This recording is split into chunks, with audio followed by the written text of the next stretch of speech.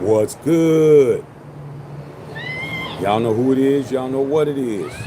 It's your boy, man. It's your boy Matthew Shack, live here in Los Angeles. Chilling, man. Chilling like a super villain. Welcome to Matthew Shack Unfiltered, man. What's goody, man? What's going on with all y'all out here on a Sunday, man? First things first, man. Salute to the unfiltered nation. Salute to the unfiltered fam. Salute to the goons in the chat. That's all y'all, man. Run them likes up for your boy, bro. You gotta run them up, man. Running up the likes, man, is mandatory, bro. As soon as you walk in here, dog, you know what I'm saying? Uh, run it up. Keep the likes at 50% of the audience, man. Last but not least, tip your homie, dog. The bartender, man. Tip the bartender, man. What's popping? What's crack-a-lacking, dog? We've had an entire weekend. We've had football the last 4 days in a row, man. I mean, we've had football Thursday, Friday, Saturday, and Sunday, bro. So, I mean, I hope you got your fill in. I hope you got an opportunity to at least see something. I didn't watch it today, man. I was out with the fam bam, but I'm home now, bro. And I'm very, very happy to say for the first time in 8 days, it's time to blaze one for the nation, man. Time to blaze one for the nation, bro. Okay? I haven't had a cigar since Vegas, bro. And now it's time to have a very, very good one, bro. Okay? I mean, I smoked and drank so much in Vegas, bro. I said, man, I got to give myself a week because I just need to just clean my system. I was doing, me and Winter Thomas was doing the most, bro. Now, he didn't detox, bro. You know, that's him. But me, I'm like, let me go ahead. I didn't have a drink until last night. I had a couple of those. I had some mojitos off the chain. Y'all saw me. I was clean as a whistle, bro. Yeah, last night, dog. I definitely was clean as shit. Okay. But I always dress fly every day, dog. Come on, bro. Every day I look dope. All right. And today, man, I had to go clothes shopping for my 5-year-old, man, for his school getting ready to start. And I had on the Mad Max. I had the Mad Max on today, bro. I had the Mad Max on today. Everybody turning around, looking, staring, trying to tell you, man, the merch, bro. The merch is what it is, not what it ain't. Trying to tell you guys that, man. All right. But we're gonna talk a little bit of football, man. Talk a little bit of Raider football, bro, and discuss the fact of the matter that Pete Carroll, after that 23-23 tie, is still not happy with the defense, and he picked up another cornerback today, signed a 1-year deal with Terrell Edmunds. I think it's Terrell Edmunds, formerly from the Pittsburgh Steelers and the Jacksonville Jaguars, bro. And he cut Seth Williams. Seth Williams was cut, wide receiver, was cut, and so he could put him on the roster. But hey, man, come Tuesday, man, a lot of these dudes ain't gonna be on the team. They're gonna be right back to shoveling manure at the nearest park or wherever it is, man, to put them flowers in that they need to put in, bro. Like, they ain't gonna be around, all right?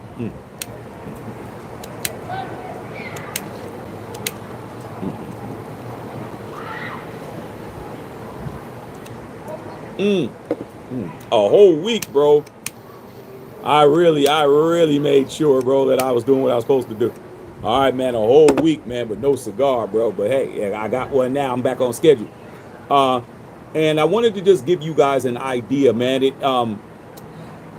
The guy himself, man, Terrell Edmunds, he is a player that's a depth player. Let's understand that. In his career, he's had about 7.5 sacks. I think he's played maybe about 3-4 years. He's had like 7 sacks. Maybe he's had like about 5 picks. He's definitely going to be a guy that's going to be coming in nickel coverages, and he's going to be coming in dime packages and all that kind of stuff. And what you guys need to understand is, man, is that for the first time in a long time, all right, the Raiders are being actually built from the defensive side of the ball to the offensive side of the ball. All right. We understand you're going to tell yourself, well, we picked up Ashton Genty. Ashton Genty was the best player at that pick. Okay, for us. We were last in the league in rushing. Okay, last year. All right. So picking up Ashton Genty was just what you should have done. All right. You picked him up, but the offense, if you look at the rest of the offense, what have we really done? Okay, you had Brock Bowers already. You had Jacoby Myers already. Okay, you had the musical chairs that's going on with your offensive line with JPJ and Jordan Meredith and Colton Miller got re-signed. And then we picked up some offensive wide receivers later on in the later rounds. Okay, but Pete Carroll is a defensive coach. All right, Pete Carroll played the linebacker position when he was in college. He played for University of Pacific. He's a defensive coach. That's what he does. And he's going to build your team based on that. All right. You see what's going on. Okay. I don't have no problems with sirens as long as they pass up my house. And guess what? Do you hear any? No. They're that way. Just keep going that way. I'm good. All right. Pete Carroll is going to constantly be tinkering with this defense, bro. And what he saw, he did not see what he wanted to see from a couple of different positions. Every time Pete Carroll doesn't see something on the defensive side of the ball, he makes a move. All right. You may not understand that. Okay. You may be convinced that we look pretty good, but the way that I judge it is that after the scrimmage, when I told scrimmage in the last day of training camp when I was there on Thursday, and then the scrimmage on Saturday, I told you that there was no defensive pressure at all outside of Max Crosby grabbing that 80-yard, grabbing the ball out of AOC's hands and running 80 yards that way. They weren't getting to the quarterback. What did he do? He got Booker. Okay. That next week, he went out and he traded Jacorian Bennett and got Booker. All right. So that showed that he wasn't happy with the defensive line. Then you see Booker, same thing. Booker comes in, everything starts changing. All right. Same thing with the secondary. Even though you may not be able to tell yourself that the secondary wasn't playing that bad or it was okay, it's not up to Pete Carroll's standards, man. This is a guy that created the Legion of Boom defense. This is a guy who is one of only 3 men in the history of football to win a national championship and a Super Bowl. All right. He doesn't look at things the way that you look at them. All right. It's okay. We did all right. It's not good enough. All right. He builds his team from the defense up. The defense is what he wants to be on all cylinders. So by picking up this other piece, does that really, picking up Terrell Edmunds, does that really help us? I mean, it helps us depth-wise, but you don't know what kind of nuances Pete's going to run. Like, this guy might just be good at one thing, okay? It's not going to be a lot of money. He might just be good at one thing. So if Pete decides to run that one thing, he has personnel to run that one thing, okay? If they're gashing us and let's say that this guy is a defensive, he's a good run stopper or whatever, then he'll be on there on those plays when we need to stop the run, okay? If he's not, then he won't be. So don't know what his niche is. Don't know what his specialty is. Like I always try to use basketball as a point of reference. You got people that are on your bench that are there for 3-point shooting. There's people that are there for defense. There's people that are there for rebounding. There's people that are there, for veteran leadership on the bench. I mean, everybody has a job to play. So I guess we will find that out. But Pete Carroll's definitely not happy with the defense. Defense, I thought, played pretty decently, but pretty decently isn't Pete Carroll, bro. Okay? We got to play well. The defense has to play well, okay? The better the defense plays, the easier it's going to be for the offense to do what they do, all right? And we saw that the offense started sputtering early. That first couple of drives with the first team offense, nothing was getting done because the offensive line couldn't guard anybody, okay? So Pete Carroll was definitely tinkering with the defense. My concern is what he's going to do with the O-line, what he's going to do with our linebacking core. Our linebacking core, You know, I saw Tommy Eichenberg out there a lot, but he was supposed to be really low on the depth chart. But word around the campfire is Devin White's not doing that well in camp. That's what I've been hearing. Okay, maybe you guys are hearing something different, but I'm not hearing that Devin White is really, jumping off the screen right now. Okay, so just wanted to let you guys know Pete is going to constantly be tinkering with this football team now. Hey man, waiting a whole week for this, man. It's beautiful. So definitely wanted to see what you guys thought about that. Also, I want to know what you guys thought about the games this weekend, man. Who were you impressed with, and who you weren't impressed with? Okay, I think this is the first time in a long time I've actually seen two ties in the same weekend. Raiders tied 23-23, and then the Dolphins, and I think the Dolphins and somebody else, whoever they played, they tied 24-24. This pretty tight play, man. I would say, bro. Okay, pretty tight play, and I ain't mad at it. But at the end of the day, man, we got two more tune-up fights, and then it's time to get in there, man, and start slapping the shit out of somebody, So put down what you guys think, man. You know what I'm saying? I'm just here so I don't get fined, man. Like I said, I just came back. Been ripping and running all day, man. Been running out since 9 o'clock in the morning, bro. Plus last night, dog, I was exhausted when I got home, dog. All that food. I mean, I didn't even get a chance to post it, man. I'm going to post it on Facebook, so if you guys are interested to see what it was crazy, man. I ain't never seen nothing like that in my life, dog. Okay, all that food that they served, bro, was ridiculous. I mean, the salad was like literally this high, bro. Like, the shit was crazy, bro. Absolutely crazy. All right. So, yeah, man, let's see what's going on with you guys, man.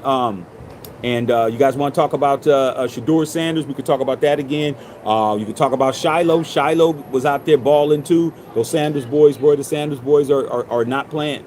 They're definitely not playing. Okay, so whatever you guys might want to ask me, man. You want to talk about the acquisition that the Raiders picked up? You want to talk about any of these games? Fill me in, bro. Fill me in on what it is you guys are doing. And put down your affiliations as well, man. Put your teams down, man.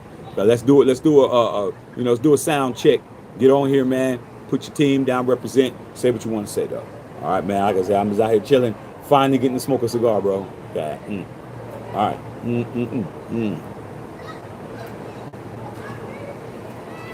That's what I'm talking about, man. Nothing better than that, man. All right, Matthew Kano, what's going on, man? What's happening, man? Said a solid upgrade. I would agree. Like I said before, man, you can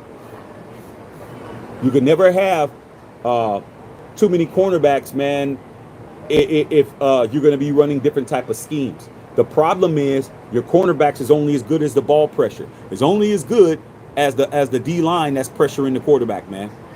So that's what it is, man. We gotta have to shore that defensive line up. But maybe now Booker is going to be that guy, because when Booker came in, everything changed, bro. When Booker came in there, dog, it was a whole different animal, huh?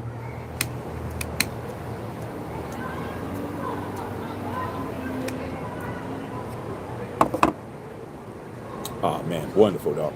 All right, man. Ruben Nava Blaze, one for the nation. Yeah, man. Make sure you guys are going to MatthewShackUnfiltered.com. Picking up the merch, bro. There's going to be some new merch in there, man. Probably tomorrow. I'm going to put some other stuff up, man. Just trying to let you guys know, man. As I've been telling you, I've been wearing the merch every day. Something different every day, dog. Every day. Okay? Every day. It's been the day. All right, Carlos Rodriguez in the building.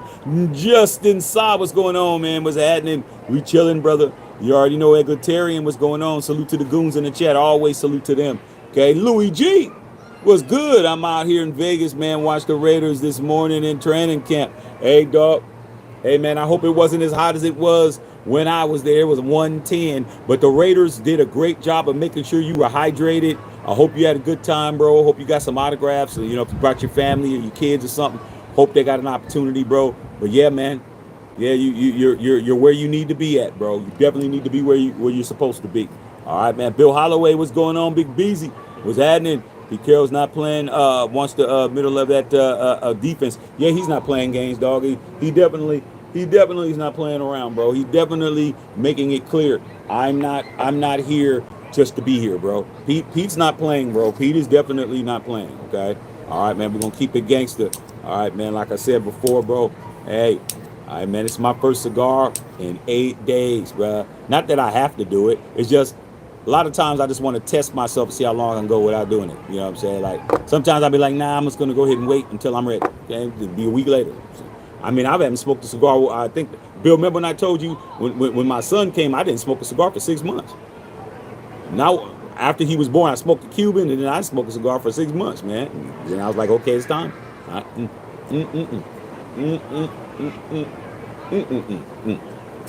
All right, man. All right, man. Straight up. Gustavo, what's going on, man? GC in the building. They're trying to trade for Cam Miller. I pray they don't give in. I mean, why wouldn't they try to trade for Cam Miller, dog? I mean, Cam Miller was out there doing the thug easy. He was out there balling, bro. I mean, and at the end of the day, man, it all depends on whether or not Pete thinks he needs to be in the system or not, man. But they're calling for Cam and they're calling for Shador. I mean, what do you expect, man? When you see a showing like that, when you see a kid come out there, he's down 13 with 9 minutes left in the damn game, no warm-ups. He goes his first drive, touchdown, his second drive, field goal because of a bad call, and then the last drive puts the team in position to win the game, and Daniel Carlson misses it. That's 3 possessions that had positive in the scores that should be attached to him. Daniel Carlson should have made that field goal. That would have been 3 drives, 3 scores. Hey man, there's quarterbacks in the league that can't even get that done. They're like, hey man, what you want for him, dog? Like it is anything else. You driving a dope ass old school car, you got a 70 Chevelle, bro. It's parked out in front of your house. Don't be surprised, man, when you're mowing your lawn or watering your plants, somebody come up and say, hey, how you doing, bro? I noticed the 70 Chevelle, man. Hey man, how much you want for her? She's not for sale. Okay, come on, dog. You know that right there, bro, is how the whole situation with John Wick started out, man. Remember when John Wick was at the gas station, man, and the Russian kid was talking about how much, and he said he's not for sale, and he said everything's for sale, and he started talking Russian, not knowing that Wick talked Russian back, and then he went over there and then unalived his puppy, and that's how the whole shit started, bro, because he wasn't willing to give up some shit, all right, over a whip. All right, over a whip and a puppy, that entire shit started. And you know what I like about it? That be true. Just take out car and puppy and take out your baby mama and your kids, and you'll be right there. You'll get right there. You'll be right. You'll be right where Wick was at. Okay, ready to nuck if you buck. Okay, that's what you would be doing. All right, man. We get gas year after year. Yeah, we got to stop that, bro. Okay. Yeah, man. Fam had a good time. Everybody was very, very surprised, man. At the event last night, man. The event was off the hook, bro. You know, the restaurant, never ate there before, bro, but it was a Wolfgang Puck restaurant, bro. I mean, the bill had to be a couple $1,000s, but we didn't have to do nothing. That's how it is, bro. When you go to the right people's parties, bro, they got all the food, all the drinks, everything paid for, dog. You just get up, hug and kiss everybody, and go to your car. That's exactly what it was, bro. It was off the hook, bro. And we got hella shit, okay? They was giving us whole lobsters, all kinds of shit. We got hella shit in there, dog. I'm like, man, damn, too much food, okay? All right, man. Bill said, what's tonight's stick? This stick right here, Bill, is a house blend from the Vegas homie, man, the Vegas plug. Okay, his house blends are amazing, bro. Aged 3 years, all that shit. So this is a stick from Vegas that I said when I get home I'm gonna smoke, bro. So yeah, Bill, when you bring your ass out to Vegas, I'm gonna take you over there, bro. That's where we got where we got the where we got those Andalusians from, dog. Same guy.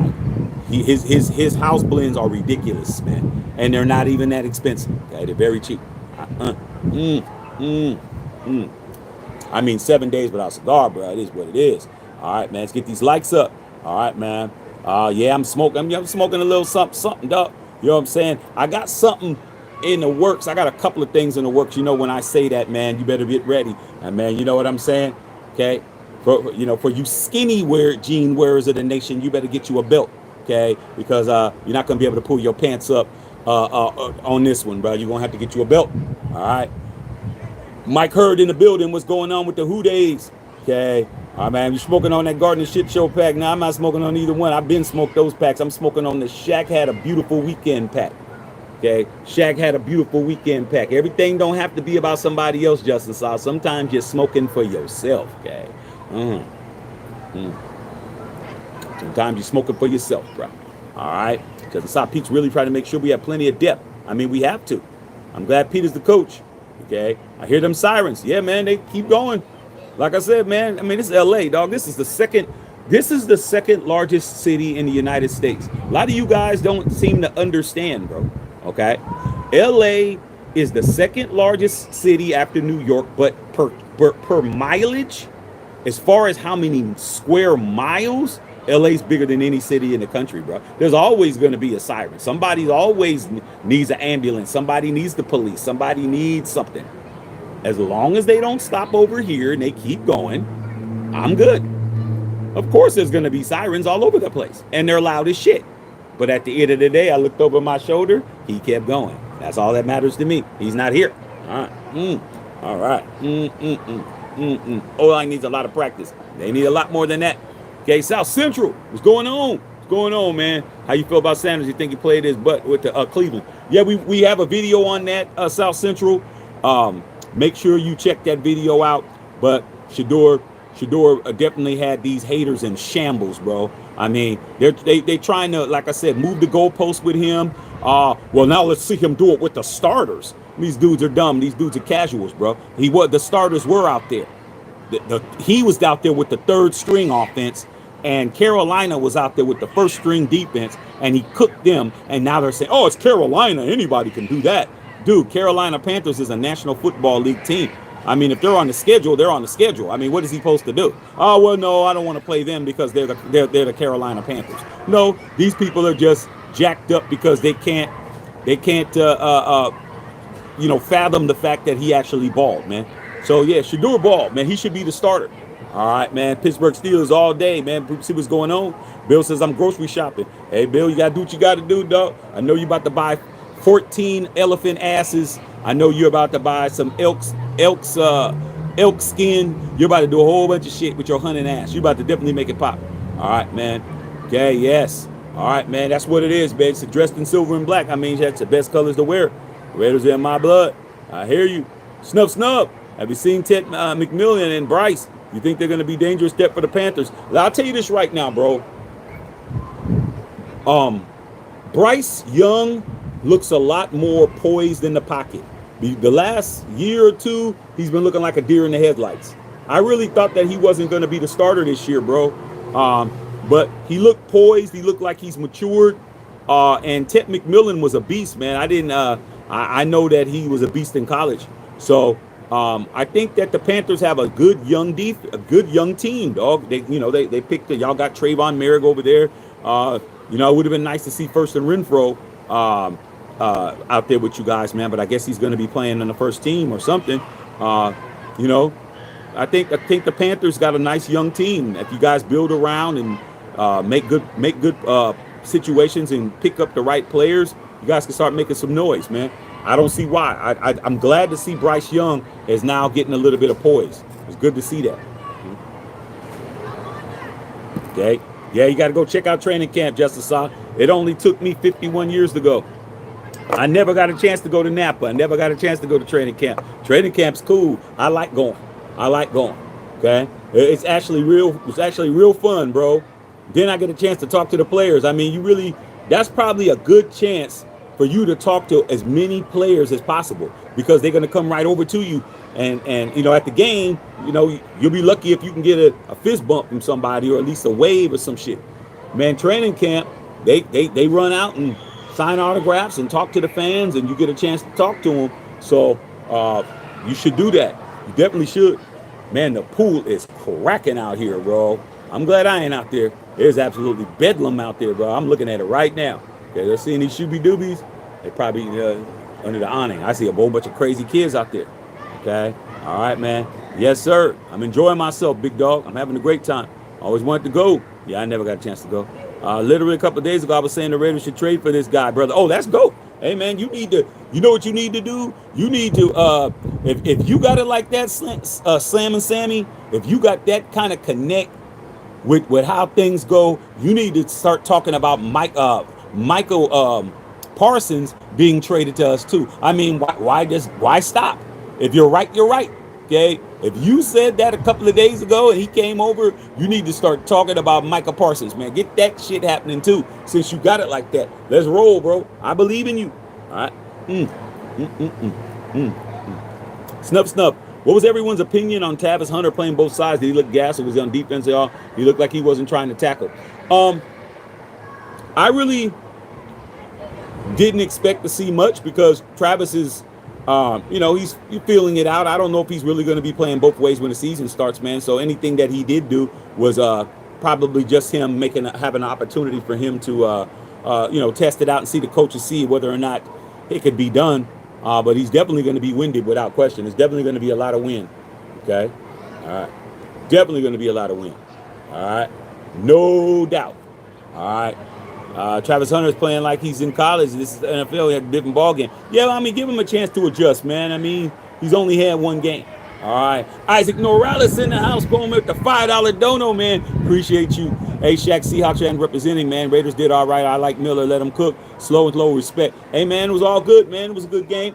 It was very entertaining. You guys got that under running back, man, from Iowa, man. I mean, not from Iowa, from Genty School, bro.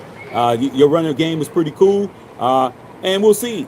We'll see, man. Sam Darnold, we're going to see what Sam Darnold does with you guys, man. Respect to the 12, bro. Respect to the 12. Okay, I just saw Shooby Dooby just now. All right, man, just to let you guys know. All right, man. 70 Chevelle is my favorite car. Hey, man, it's one of mine, man. My favorite car is probably 67 SS Camaro convertible, man. Okay? That's probably my favorite, dog. Black with the white stripe on the top, man. Drop the top back, man. That's probably my favorite, but I'll take a 70 Chevelle in a minute. 70 Chevelle, I'll take all that shit, okay? You know what I'm saying? Any of those muscle cars, I'm with, okay? Any of them, dog. I don't care, bro. 68 Mustang, any of those. I'll take them all, bro. I'll take the 70 Plymouth. I'll take any of them cars, man. Boat Tail, 71 Boat Tail, Riviera. I take all them. I take a Caprice. All them cars, bro. Okay. Shit, Pontiac Bonneville, any of them mugs, man. A 442 Oldsmobiles, 1970. Oh, I'll take that too, dog. Any of them cars, bro. Can't go wrong. All right, man. Central Coast Cali. My boy plays on wide receiver on the Eagles, third year in the league. My boy's son, Isaiah Cooks, okay. Makes a 53, play college ball, San Jose State. Hey, man, salute to San Jose State, man. I'm a San Jose State alum myself. Hey, man, salute to anybody from the Spartans, bro, that's doing some shit. Hey, man, salute to him, dog. I mean, him getting as far as he's gotten, bro, is a blessing, bro. He's beat a lot of odds to be in this position. All right, man. I'm talking to South Central. Okay, yes, sir. Got a 67 Impala ragtop. I wouldn't mind a 6.7 Impala ragtop, too. Any of the 6.7s, bro. 6.7 Impala, 6.7 Camaro, 6.7 Firebird. Any of those, bro. Any of the 6.7s is nice, bro. Hey, man, that's very sick, bro. Very sick. Okay, I'd love to see a picture of it, man. I'd love to see a picture of it. All right. Geno Mex in the house with that squat in his mouth. Geno Mex with that squat. Said Gia Jay kick a 6-7-yard field goal. Yeah, man. I saw it. He actually looked like he could have made it from 75. But there's a couple of things that I didn't hear about. I didn't hear if there was a wind. And there was no pressure for him to kick a 70-yarder because it wasn't going to count. So, I mean, let's see if he does it this season, bro. He definitely has a leg. Bro, because he cleared that shit easy. That wasn't no barely clearing it. That was him clearing it by at least three yards, bro. All right, Jesse Murrow, $400, just chilling with my kids, making sure they have fun before they go to school. Yeah, man. I just went out, man, went shopping with the fam, and I still...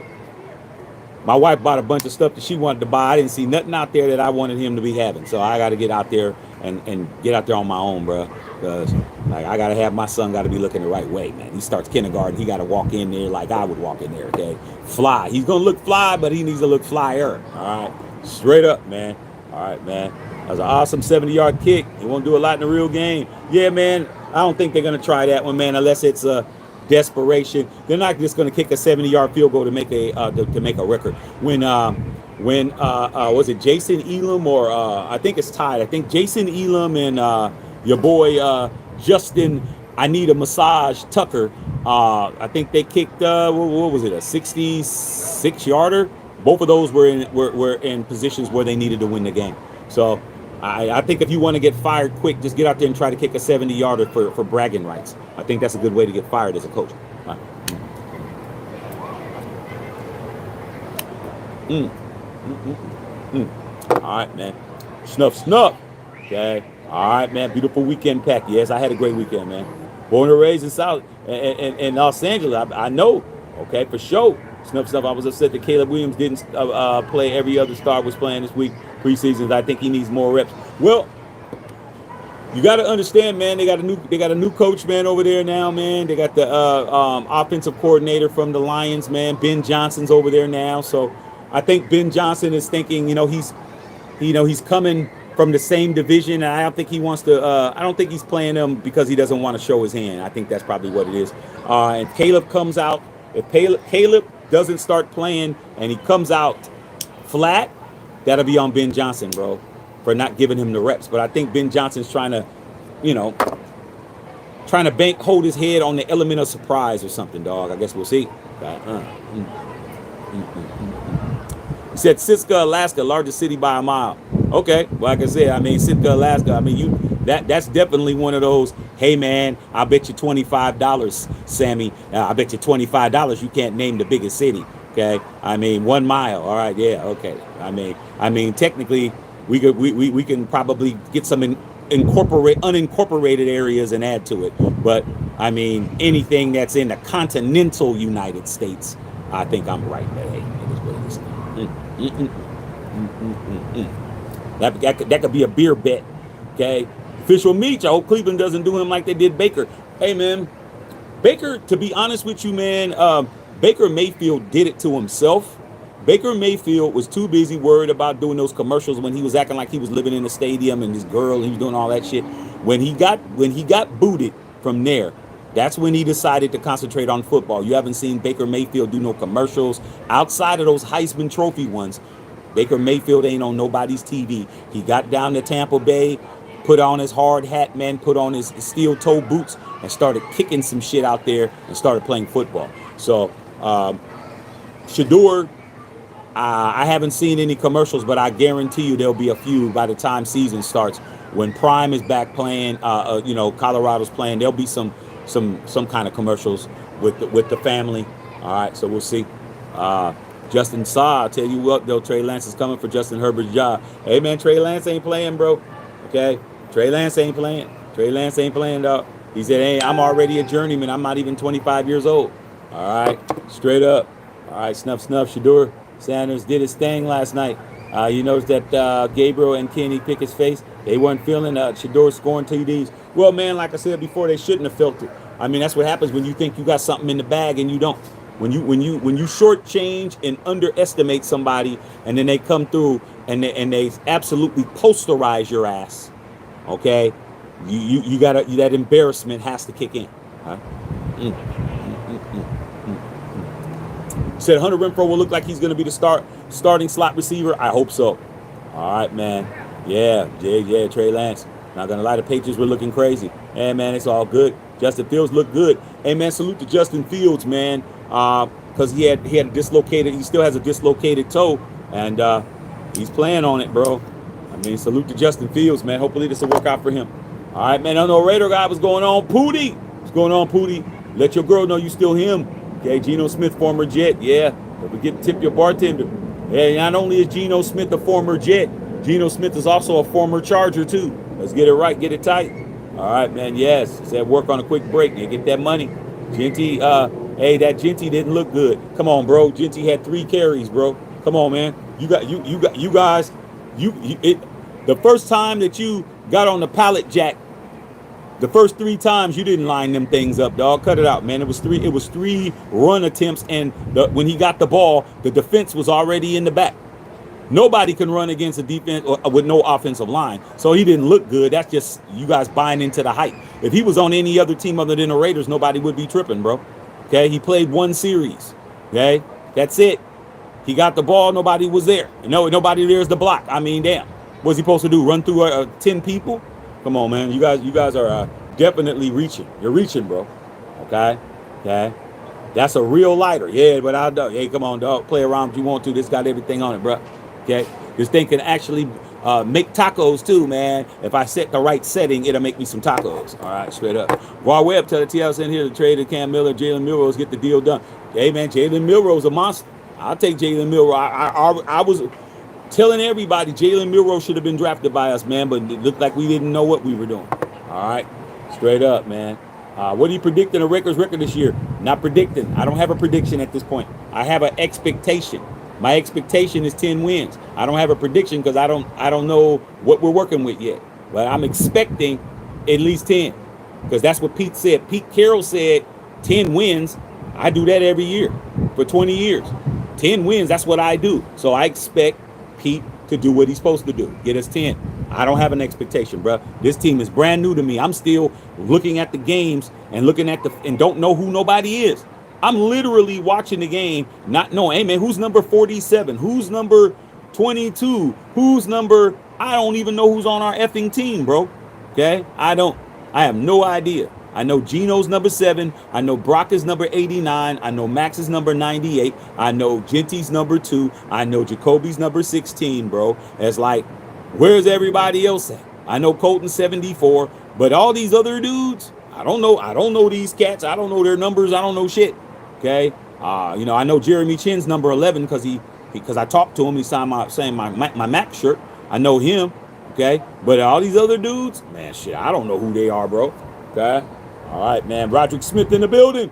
Okay, Chewy, what's good? What's happening? Say, love your shirt, Iron Mike. Yeah, man, this shirt right here, dog. I can't take credit for this. This is an official Iron Mike Tyson T-shirt, bro. This is official from Mike Tyson and them. This is his shirt line. Okay, so I can't take credit for this. This is the real deal Holyfield right here, bro. Okay, real deal Holyfield. I patronize. All right. But don't act like I don't be getting ideas, bro. Like, I act like I don't be getting ideas. But shit, this is an official Iron Mike shirt. You got to go and get that, okay? So yeah, man, appreciate that, bro. Okay, yeah, I love it, straight up. All right, yeah, you was close. You was definitely close. All right, okay, all right, man. So yeah, you guys, man. What else did you guys? Did you see anything that you were disappointed in seeing? I saw a lot of major injuries, bro. I saw a lot of ACLs and Achilleses and seen a lot of injuries, you guys. I definitely saw a lot of injuries, man. Okay, all right, man. So it's crazy. All right. So I don't know, man. I don't know who's. I expect a major injury from somebody. I don't know who it's going to be, but I definitely expect a major injury. There's going to be some major injuries this year. It just seems like the players are just playing too fast, playing too hard. Oh shit, shooby dooby, walking around in the bikini. Y'all better come over here and handle that. So we'll see. All right, Guar Webb said he's never wrong about his quarterback evaluations. Okay, Buzz said Green Bay looked bad. Man, the Saints look bad today too. Saints look horrible. My boy Ant Cuts, man, I know he ain't happy, man. The Who Dats, I know they ain't happy. It's only one preseason game, but everybody wants to hang their hat. If Genty comes back next week and runs off a 100-yard game, what they're going to say? I mean, they ain't going to say nothing positive. It's only negative, okay? Anything that they can do to slander the Raiders, they're going to do. Genty runs for 100, they ain't going to say nothing. Oh, well, what about the week before? Like I said, I don't listen to none of that, dog. Games don't count, bro. I don't care if he got a half a yard. Don't matter. Preseason, remember? How come preseason doesn't matter to everybody else but us? Now it matters. All right, man. What's going on? Donovan McGilvery in the house. What's going on? Pimp Juice. What's happening out there, man? In New Zealand, bro. What's happening? Hey, Donovan, what you need to do is you need to go talk to some of those All Blacks and tell them to take their asses, come out to Las Vegas, man. We need some help. Okay? We need some rugby players on our team, bro. We definitely do.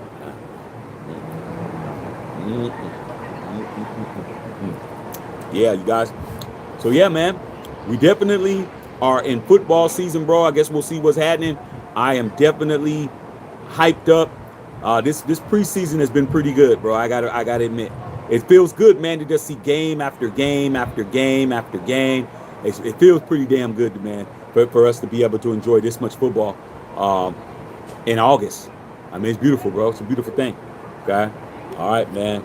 Hey, So yeah, you guys, man, we out here chilling. What's going on, Booty Bizzle? What's happening, man? What's happening, bro? Hey, man, you need to come out here, man, and collect some of these shooby doobies that's walking around, dog. I just seen a couple of them, man, getting out the pool and stuff, bro.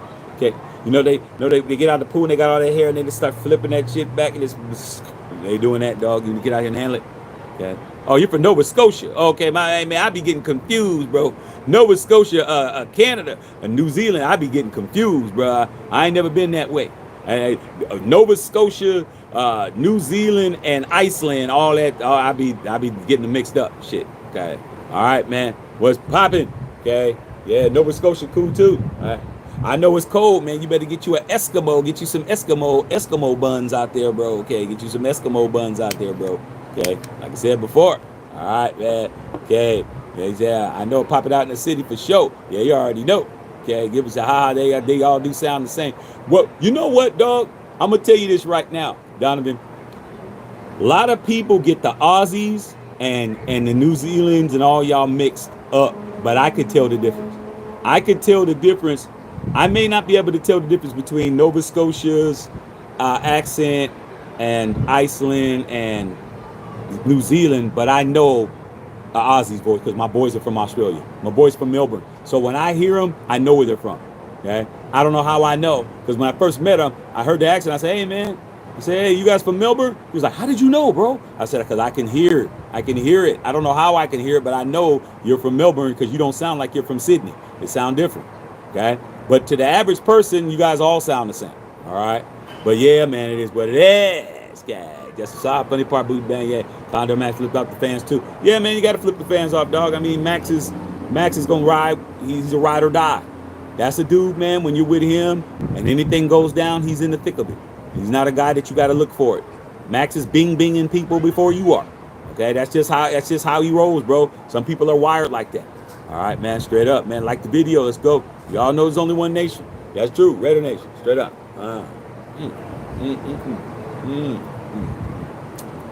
Good cigar, bro. Okay, just decided another thing. Pete was asked today what he thinks about Geno flipping out the fan. He said, "Did you read the sign?" Yeah, man.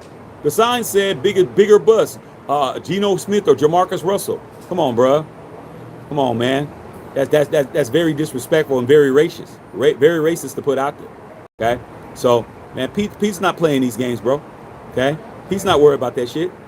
All right, Pete's a legend in that, and there's nothing that Pete can do that's gonna. The only reason why Seattle has a ring is because of Pete. But because of Pete, they should have had two, but they didn't because they didn't give Marshawn the football. But it is what it is. All right, man. Yeah, man. Yeah, man. Putting the raggedy signs up, talking shit, man. No man should have to tolerate that. And you know what? The NFL didn't fine. You didn't hear about Geno Smith getting fined or Max getting fined. Last year, a couple of players got fined for flipping off the fans, but that didn't happen. Okay. Yeah, Geno did the right thing, man. Yeah, man, you can't do that shit. Okay, don't put my name on a sign. Flip your ass off. You a bitch. All right, man. Okay, sign was wrong on so many levels. Yeah, man, was good. It's popping. Okay. Yeah, man, you gotta watch what you say about people, man. You don't get to just say whatever you want. Okay. Come on, bro.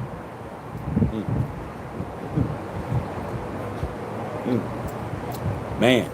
All right, man. Central Coast Cali.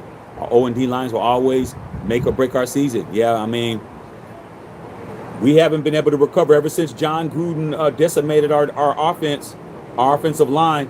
When we had the second best offensive line in football, man. When Jack Del Rio was there, we had Rodney Hudson, future Hall of Fame center. We had a dope ass line, bro. But Gruden came in, got rid of all these guys so he can get all his little gadgets and all his little bullshits and all his little dumbass decisions that he made. Okay. We said Geno's a good guy, but Jamarcus Russell, man, chose money over us, Shaq. Yeah, he did, but he paid the price for it. Jamarcus Russell paid the price for it. He was out of the league in 3 years, bro. How are you out of the league at 24, bro? How are you the first pick of the NFL draft and you don't even you finish out your rookie contract and you never come back again? Like, he paid the price for it, dog. Don't spend it all in one place, bro. Okay, straight up. All right, man. Guard Webb. Hey, Shaq, tell these fools how I can talk an ear of an elephant amount of times. A quarterback. Hey, man, that's what you do, dog. Guard Webb is the guy who's going to let you know what the Raiders aren't doing with the quarterback situation. He's definitely going to do that. All right, man. AOC and Cam Miller battled out for second quarterback, too. If AOC keeps playing the way he's playing and Cam keeps playing the way he's playing, there won't be no battle. But as of now, AOC still the second best, a second quarterback on the depth chart, and I agree with it because of the experience. Cam is a rookie. Cam doesn't have any experience being a signal caller in the NFL yet. All right, give him a couple of weeks, give him some time. We'll see what happens. All right, man. No Raider guy. All right, man. You already know. All right, man. Man, you guys just not know. Right now, dude, I am so tired. I'm so sleepy. I'm tired because of all the weekend. Man, the last 2 weekends, man, I was in Vegas acting a fool. I've been here acting a fool. Like, man, you guys do not understand, bro. Okay? But it is what it is, dog. This is what we do. And I'm still on every day. Still on, bro. Still on. And I'm glad I went live last night, man, because when I got home, dog, I couldn't even keep my eyes open, bro. Okay, I wouldn't have been on live last night, so I'm glad I went on live earlier. All right. But yeah, you guys, man, make sure you guys are subbing the channel, bro. I'm seeing a lot of new subscribers. We're going to be doing a lot of shit this year. I expect this season to be the best one. All right, I know Raider got Shaq. You think AOC's the opposite of KC and Mahomes when AOC struggles like KC did when they behind the struggle? No, because I've seen Patrick Mahomes do both of them. Patrick Mahomes is a front runner. He prefers to be in front. And AOC plays better when he's from behind. So, okay, pause. It is what it is, though. Okay. All right, man. When my homie showed me how I grabbed Arthur Whittington card, it was dope. Hey, man, that's Whittington Thomas's. Thomas Whittington, Whitty, that's his uncle. That's his uncle, bro. Arthur Whittington is his uncle, bro. Okay? His father's brother. That's it. You don't get no more uncle than that. Okay? Whittington Thomas's father was Arthur Whittington's brother. Okay? That's it. That's his uncle. So, yeah, we have a real Raiders. Arthur Whittington was one of my running back heroes when I was a kid growing up. Super Bowl 15, won a Super Bowl against the Eagles, bro. So, salute, man. Salute to King Arthur, man. And he was also a friend of this channel, bro. Before he passed away, he gave us some exclusive situations with the alumni and Josh McDaniels. Go check that video out. It's on here. Okay? Official. All right, man. Thomas Whittington is related to Arthur Whittington. Yes. Yeah, that's his uncle. His uncle, bro. Yeah, man. Yeah, I mean, you guys didn't have no idea, but I'm telling you now. Saj said, let's talk O-line today. We did. Go ahead, man. What do you want to talk about? I mean, we already brought it up. Man. A lot of people are mad that JPJ is not the center, and I'm not. Jordan Meredith has been playing excellent. Okay? So, JPJ going to have to get it at the guard spot. Okay? All right, man. Donovan, hoping to go to Raider game next year. I got a couple of friends down in Reno. Oh, yeah, man, go check it out, bro. Definitely go check it out. Or wait till they go to the East Coast. There's a bunch of East Coast games that you might be able to hit up. Okay, might be a lot closer with you being right there, bro. Look at the East Coast swing schedule that we got. See if you can get out there. All right, man. But if you want to go to the Death Star, excuse me. You want to go to the Death Star, man? You got to bring your ass this way. Okay. That Death Star's worth it, bro. All right, man. Yeah, man. It's all good. Saj. Whatever you want to talk about, man. I'm inside here chilling, bro. Blazing one for the nation. Okay. Man. Like I told you guys last week, there is something called just doing too much. There is too much fun. There is too much drinks. There is too much food. There is too much smokes. There's just a lot of it. It's just too much, bro. Okay. Reno's nice, yeah. Yeah, check out the Pepper Mill, man. The Pepper Mill. Check out the Pepper Mill that's on the Strip too. Strip got a cool Pepper Mill too. Okay, it's nice. Sound great. And Shaq didn't hire Gene Upshaw as a Raider coach. No. He hired Art Shell. Art Shell was a Raider coach, not Gene Upshaw. Gene Upshaw was the head of the NFL Players Union. Okay, was the president. So Art Shell is who you think of. Our Hall of Fame tackle. All right. Gene Upshaw was our Hall of Fame guard, and Art Shell was our Hall of Fame tackle. All right, man.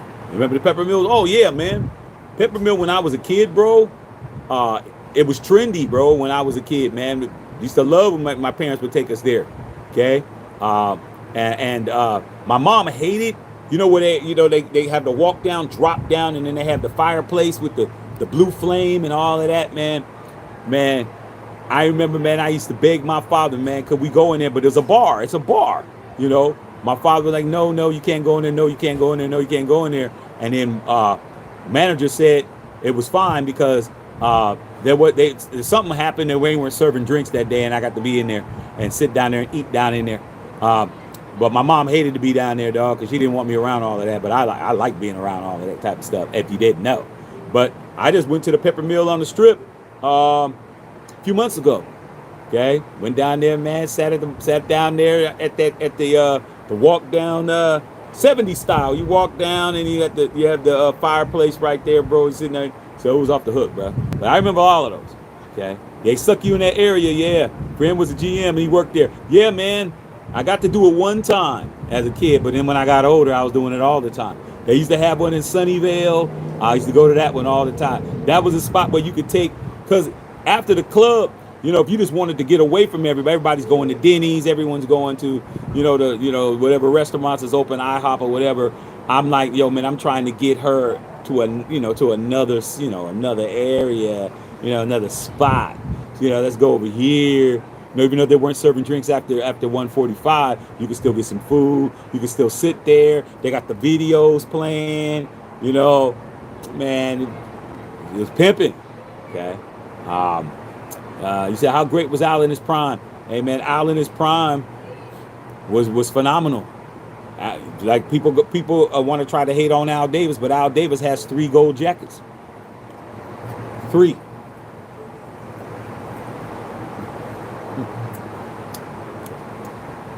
He has 3 gold jackets. You want me to name them?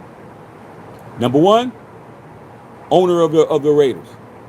Number 2, coach of the Raiders. Number 3, commissioner of the AFL. All right? 3 gold jackets, bro. That's how good he was. And when Al Davis was coaching, he only coached like about 4 years. He won Coach of the Year. Okay? How many owners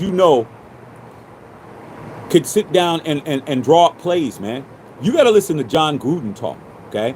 When John Gruden first time he was with us, John Gruden, there's an interview. John Gruden said, man, Al Davis could draw up punt protections. So he called him in there. Al Davis got on the board, drew a punt protection, and he says, what does the offensive tackle do? And Gruden says, I have no idea. He says, well, come on, you don't have no idea. You better know. Because Al Davis was an offensive line coach at the Citadel and an offensive line coach at USC.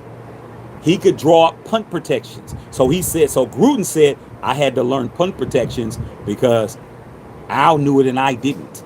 He never had to know that. Al Davis was like, draw up the punt protection and tell me what the center's doing. Tell me what the guard's doing. Tell me what this dude's doing on it. He's like, I don't know. He says, what? You want to be the coach and you don't know punt protections? He said, I had to learn that. See? That's Gruden. Gruden will tell you better than me. Don't play. Al was not to be played with. Al is X's and O's all day. Okay? By far. Okay? In his time, I should say, I think the only other head coach that probably could have drew X's and O's as good as Al Davis was old enough to be his father, and that would have been George Halas. George Halas for the Bears, he played and he was a coach too. All right, so he got 2 gold jackets. So George Halas could probably go toe to toe with Al, but no other owner is going to be able to go toe to toe and Al on writing up no plays, bro. See, that ain't gonna happen. Yeah, Jesse Murrow, you already know what it is. Okay. Al Davis made the Raiders the team of the decade. Yeah, the 70s, man, we had the highest win percentage in team sports.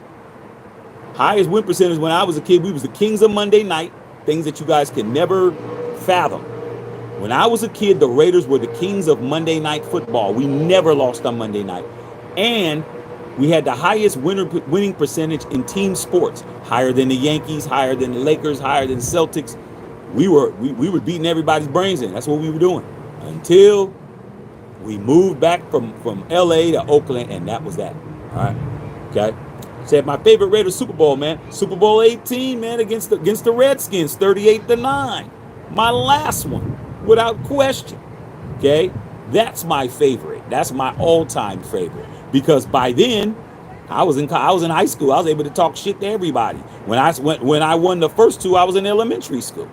Okay, middle school. I was in middle school for the first one. I was in elementary school. The second one I was in middle school. The third one I was in high school. That made a difference. Okay, Bill Holloway was there with that day when I almost got absolutely expelled out of school for running around calling everybody bitches and hoes. I was calling everybody bitch and hoe all day. And he was like, come here and have a seat. We got to talk to you, dog. You're running around calling everybody bitches and hoes. I said the Raiders. They're like, we know we're Raider fans too, man, but you got to cut this shit out. And he was like, yeah, man, Raiders, yeah, man, but check. Hey, man, teachers are complaining. You calling everybody bitches and hoes. I said, they were talking shit. He says, yeah, they were, but stop. You got to chill. Okay. All right. Straight up. Okay. Al Davis is he's an icon. All right. The stadium's address is 3333 Al Davis Way. That is the address of the Death Star. Let me say it again for you guys that are in the back. The address is 3333 Al Davis Way. That's it. That's it, dog. That's the address. So you put that in the GPS and you put in Paradise, Nevada, you will be parked right in front of the stadium. All right. My favorite Art Shell moment is when him, Gene Upshaw, and I think it was John Matuzak, Bill, when they picked up John Madden, they tried to carry him off the field and they couldn't because John Madden was like about 360. He was super fat, bro. Super fat. And they tried to pick him up. They picked him up for a second. Super Bowl 11, my first one, 77, picked them up. And these are the biggest dudes on the team. They carried John Madden for maybe 20 yards, and they had to put his ass down, dog. That's my favorite moment because they're like, Coach, you're heavy, bro. Like, we can't hold you up. So that's my favorite moment, okay? Because we're the Super Bowl. All right? Vincent Mills said, you've been raising hell for decades. Hey, dog, somebody got to do it. Somebody got to keep people alert and on their toes, bro. I mean, there's so many people walking around here really thinking that it's easy work. It's our job to let them know it ain't, okay? Straight up. It's not. It's our job to make sure that we know that. My second favorite Art Shell moment was when he went 12-4. Art Shell was, well, let me correct that. My favorite Art Shell moment is when he became the head coach of the LA Raiders in '89 and became the first black head coach in the modern era. Okay, Art Shell. Al Davis, once again, all these people who always talk about how we're this and we're that, you wouldn't have a black coach if it wasn't for Al Davis. Al Davis put the black man in position, and Art Shell went 12-4 and won Coach of the Year. That's my first one. Then the John Madden trying to pick him up shit. Disappointed in AOC. I'm not disappointed in AOC. He plays exactly the way he always plays. Maybe you guys are disappointed because you thought that things were different. Things aren't different, man. It's the same. Same dude. Same guy. Same cat, man. Nothing we can do about it. He has to get his mentals together, bro. He has to get it together. All right? I don't know what else to say. I can say the cigar is hella good.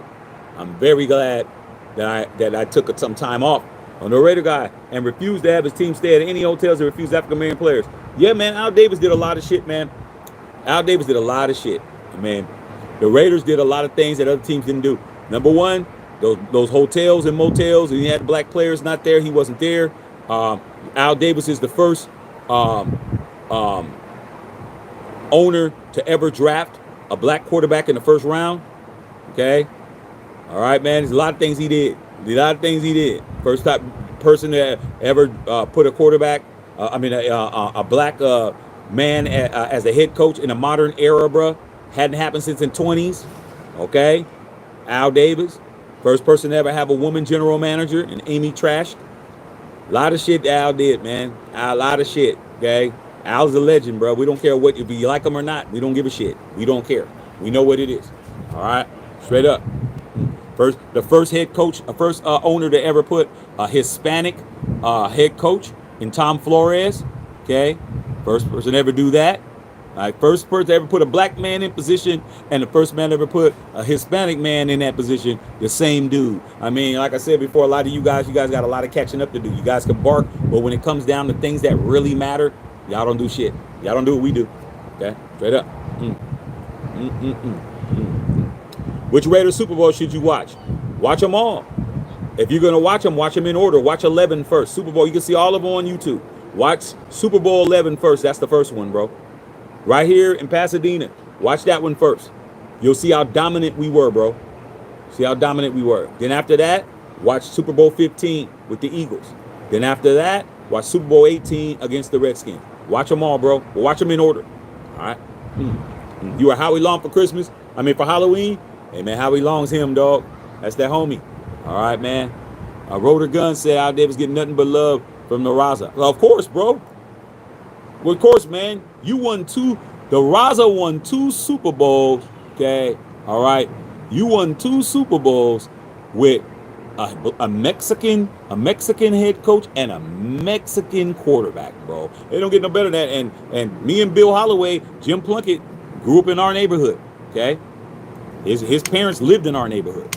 So, understood, bro. I hung out with a lot of the Vatos, bro. They were all on my football teams, dog. You guys hear me, I talk. I make sure you guys understand, bro. Okay? I was friends with a lot of the homies in our neighborhood, bro. We all played football. Didn't matter about everything else. When that football came, that's why we became cool. I go right over their house. How you doing, Shaq? You want to have breakfast? I'll be over there eating those chorizo and eggs, man, and with the tortilla. Don't play with me, man. I am a real one, bro. Okay. We had a barrio called Barrio Rio Seco. Okay. That was in our neighborhood. I was over there all the time. Okay. I should not have been over there. All right. Because you're not supposed to be over there. When at the nighttime comes and the shot caller says, "Who's that?" and the older homies come over there messing with me, bro. Guess what? When they found out, man, that I was over there at Joey's house, they got left alone, bro. I was able to walk up and down the street all I wanted, anytime I wanted, bro, because I was on the football team, and they didn't bother me after that. After they got told, "Hey, man, leave him alone, dog." Okay, he's on the football team. My mother, my abuelita loved me. Okay, straight up. So I had no problems, bro. After that, hey, Shaq, anybody else walking down? Y'all got a problem. I don't got no problem. I got no problem, dog.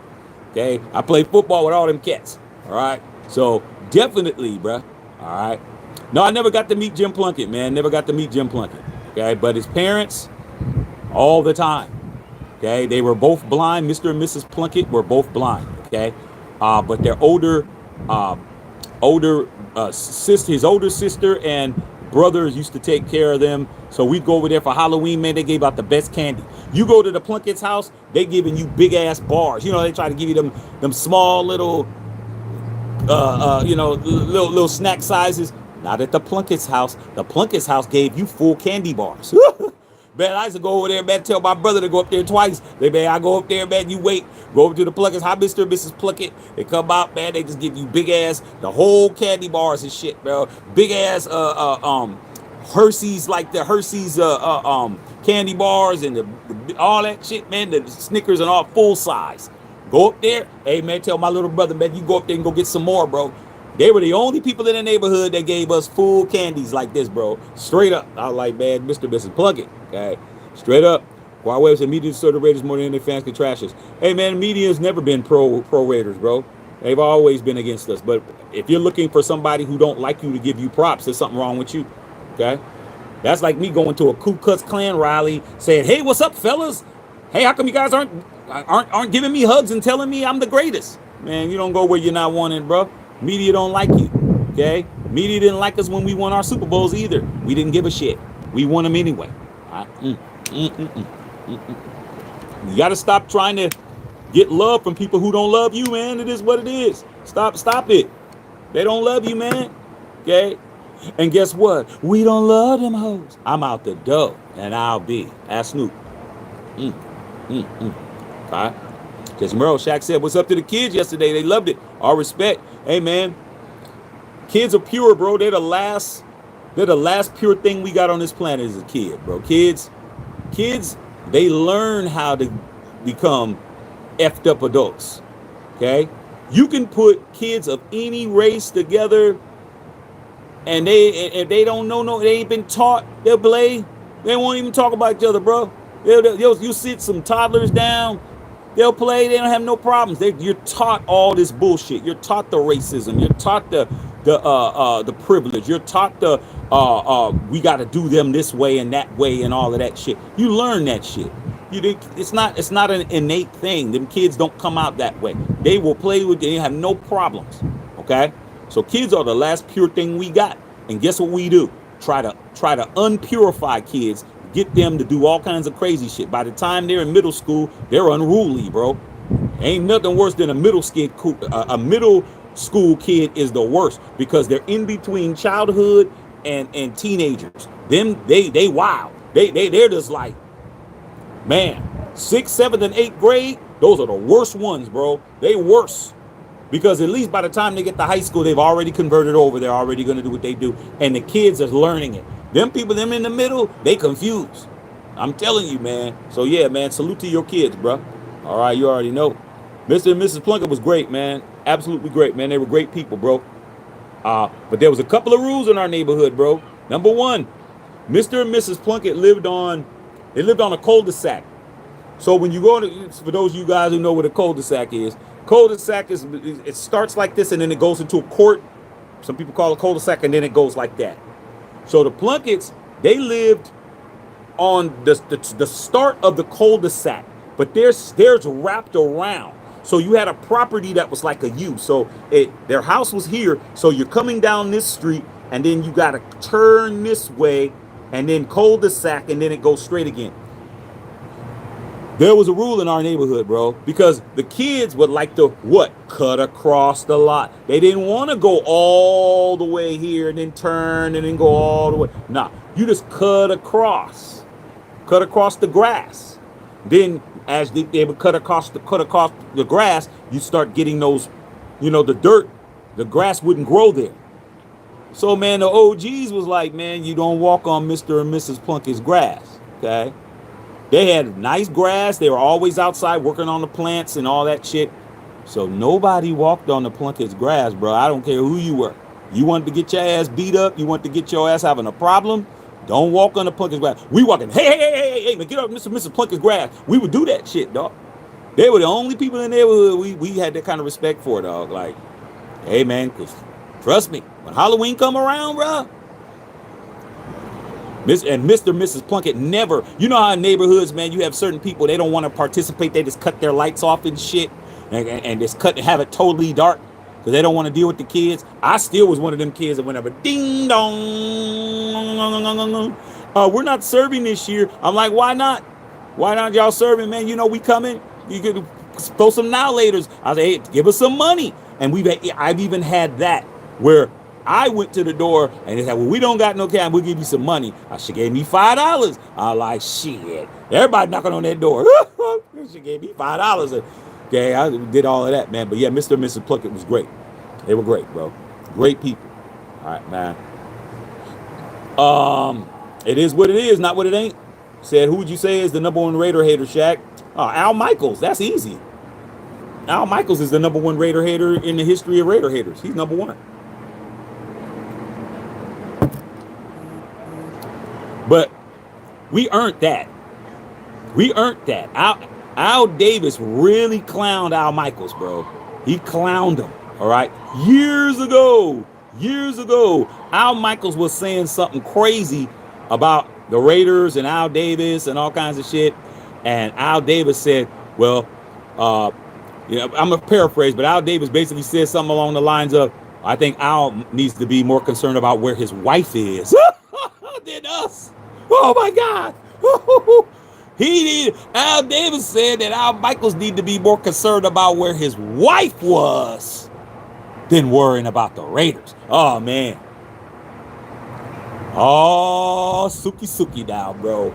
The guy who's on Monday Night Football, you said that That was gangster, bro. They mess around with the damn Godfather if you wanted to. Al Davis was a real one, bro. He's from Brooklyn, New York. Motherfuckers be thinking Al just y'all don't understand. Al's from Brooklyn, bro. He's a real one, bro. When he said that shit about Al Michaels' wife, I think it was like in the 70s or some shit, 80 something. Al Michaels just went scorched earth on the Raiders, bro. Scorched earth, like I'm burning everything down, but he never did say where his wife was, did he? Al Michaels never did say where his wife was. All Al was like was say, hey man, don't you need to be worried about where your wife is at, bro? Why are you worried about what we're doing? Like, that was gangster. That's why. So yeah, Al Michaels is the biggest hater, but we earned that. We earned that with the biggest clapback ever. Okay, hey man, why are you worried about me? Where's your girl at? That's some shit I'd say.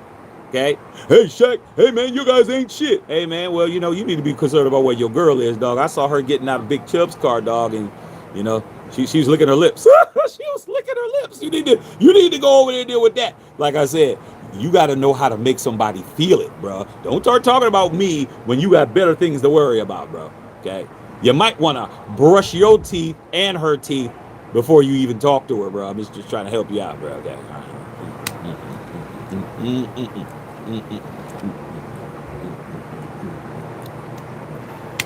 Sometimes you earn the hate. Sometimes the hate you earned it. Everybody just ain't a hater for no reason. Sometimes you deserve that shit. And as far as Al Michaels is concerned, we deserve that one, dog. But hey, man, you should have been concerned about where your wife was at. That's all I was saying. Hey, man, where's your wife at, homie? I must have heard something. Okay. Hey, here's what it is, dog. You find out where she's at. All right. Hey, you ever meet E40 in the clubs out in the Gay area? Oh man. I saw 40 a couple of years ago down at LA Live, man. I talked to 40 at he was at the hotel down there at LA Live, man. I think it's the Hilton. Yeah, man, it's not hard to see 40 in them, dog. It's like all the time, man. I used to see his Be Legit, his cousin, and I used to see him, and I used to see his sister out all the time, dog. 40 wasn't always out. 40 was out. He was either with his wife or he was out, you know, doing a show or something. But he didn't hang out like everybody else did. Okay, he didn't hang out like that. But of course, I just saw him in LA a few years ago, man, and I chopped it up with him for a couple of seconds, bro. Very approachable, man. These are guys that aren't hard to talk to. Okay. All right, Carl Webb. Does that mean no? Today's NFL, you're not getting around the hate to win the NFL today. The way more powerful the Raiders were back in the days. Own the NFL not as more no more as you do. Hey, well, I mean, I've been around 51 years, bro. I know the good and the bad, and it's always been bad when it came to the media, and it's always been bad when it came to the NFL. When it comes to us, it's never been good. The only time it was good is when we were winning, because we were winning in spite of them. But it's never been a picnic. We've never been invited to any of the shindigs. They never wanted us around, bro. Okay, never did. All right, Jesse Murrow, man, watching Matthew Shack Unfiltered. Yeah, you learn everything over here. Al Davis went for his jugular. And you know the thing about Al Davis? Al Davis was not a guy. He was not a yuck guy. He was not a guy. Ha ha. Hey, bro, what's up with your wife? Ha ha ha ha. That wasn't Al Davis, bro. Nah. Al Davis was a deadpan, serious. When he said something, it was no, hey, well, where your wife at? None of that. It was, well, Al Michaels said this, that, and everything else. He goes, oh, well, if I was Al Michaels, I'd be more concerned about where my wife was. That's it. No smile, no emotion, none of that shit. None of that. He said it just like that. Oh, well, Al got more important things to worry about. He needs to be worried about where his wife is. And that was it. Oh, it was no joke. It wasn't a clapback. It was a factual thing in Al Davis's mind. You need to be concerned about your wife, dog. Like, why are you worried about what we're doing? Just a little bit of advice. That's what it was. Okay? That's what it was. Play with us if you want to. Name the top 5 Raider haters. I mean, damn, it's not hard. Al Michaels, Mike Florio, Shannon Sharp, Teddy Bruschi, Who else can I name, dog? Chris Sims. I mean, shit, I can go on and on and on and on. Mike Shanahan. Okay. Kyle Shanahan's pops. Okay. There's a bunch of them. Lane Kiffin. He a Raider hater too. There's a bunch of them. It's not hard. Being a Raider hater is easy. Okay. Because the key is the goal. The more important question is, Justin Saw, name how many people in the media love the Raiders. That's the hard one. The Raider hater one is easy. How many people can you name in the media that love the Raiders? I can name them. Louis Riddick. Salute to Louis Riddick. Loves us. Okay. Salute to Chris Berman. The Raiders. He loves us. Okay. Salute to Chris Berman. Boomer. Okay. That's two. All right. Who else can I name who loves the Raiders? Rich Eisen. Salute to Rich Eisen. Okay. He loves the Raiders. Okay. Doesn't mean they're fans. It just means they have the respect. There's only about three. That's not even, if you can't name five people in the media that are big media personalities, not the little beat writers and all of that. I'm talking about big names like that. When you say their name, you know who they are. It's only three. It's only three, bro. Okay? I just named them. That's the bigger question. I named 6 Raider haters off the top of my head, but Raider lovers, I named 3 because there isn't any more after that. Okay? Jesse Murray said Raiders hate the Raiders because the Raiders are nobody's bitch. NFL hates that. Well, it goes back further than that. I think that members, people who are in Raider Nation, if you really want to be in this fan base, you need to know the history. The problem with a lot of Raider fans, they don't know the history, and they don't care to know it. They just want to come up there and act like the history is not important. You need to go watch Al Davis versus the NFL from beginning to end. You watch that, you will understand everything that happened. Okay? Not just, the Tuck rule. A lot of these guys came in, Tuck rule. They're not even old enough to understand. This goes back before I was born. This goes back to the AFL, bro. AFL, NFL rivalry. Okay? You got to go back to 63 to understand why the NFL and the Raiders have the relationship we got. You got to go all the way back there, bro. And when you watch Al Davis versus the NFL, they had that ESPN 30 for 30. You watch that shit, you won't be asking me what's up. You need to watch that.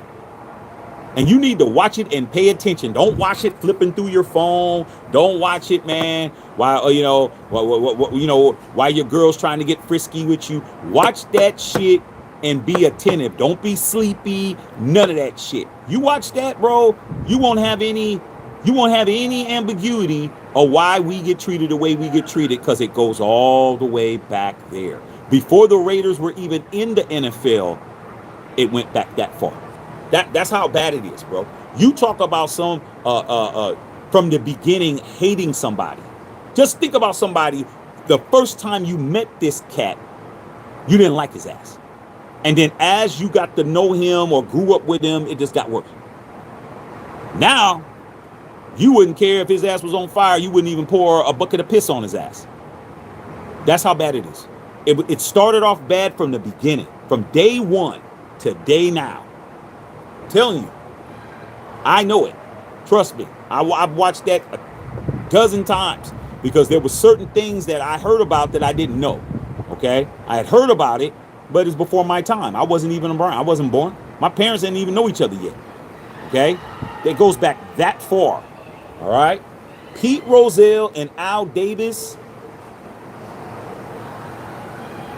I mean, think of the most... David and Goliath, you want to go back to the Bible. You think, did David and Goliath get along? No. Not at all. Not at all. It's like that. It's biblical hate. I'm trying to tell you guys. You'll find out. All right?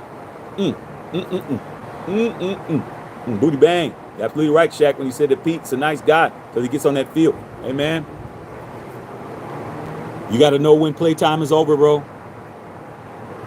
That's why he didn't get mad when I bet you if Geno Smith would have been flipping people off on the bus and walking in, he would have got angry about it. But they were coming out. They were on the field. Once the field comes, that's sacred territory, bro. You can't be sitting doing that type of shit, bro. Trying to demoralize our players and shit. Nah, man, flip them off for that.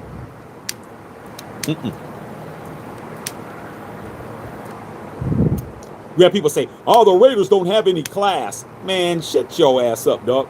Every man has a right to defend his honor and defend himself, dog. You put out some shit like that, I should tell you, man, your mama eats a bowl of dicks. You should be able to say whatever the hell you want to say. You don't get to say no shit like, I'm a grown-ass man. I'm supposed to take it on the chin? Nah, dog.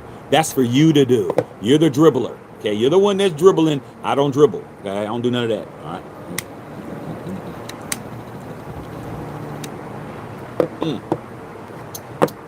All right, man. Looks like we got a little cold front that came in here. Perfect time to smoke a cigar. All right, Louis Riddick, Keyshawn. Oh, and my boy Keyshawn Johnson.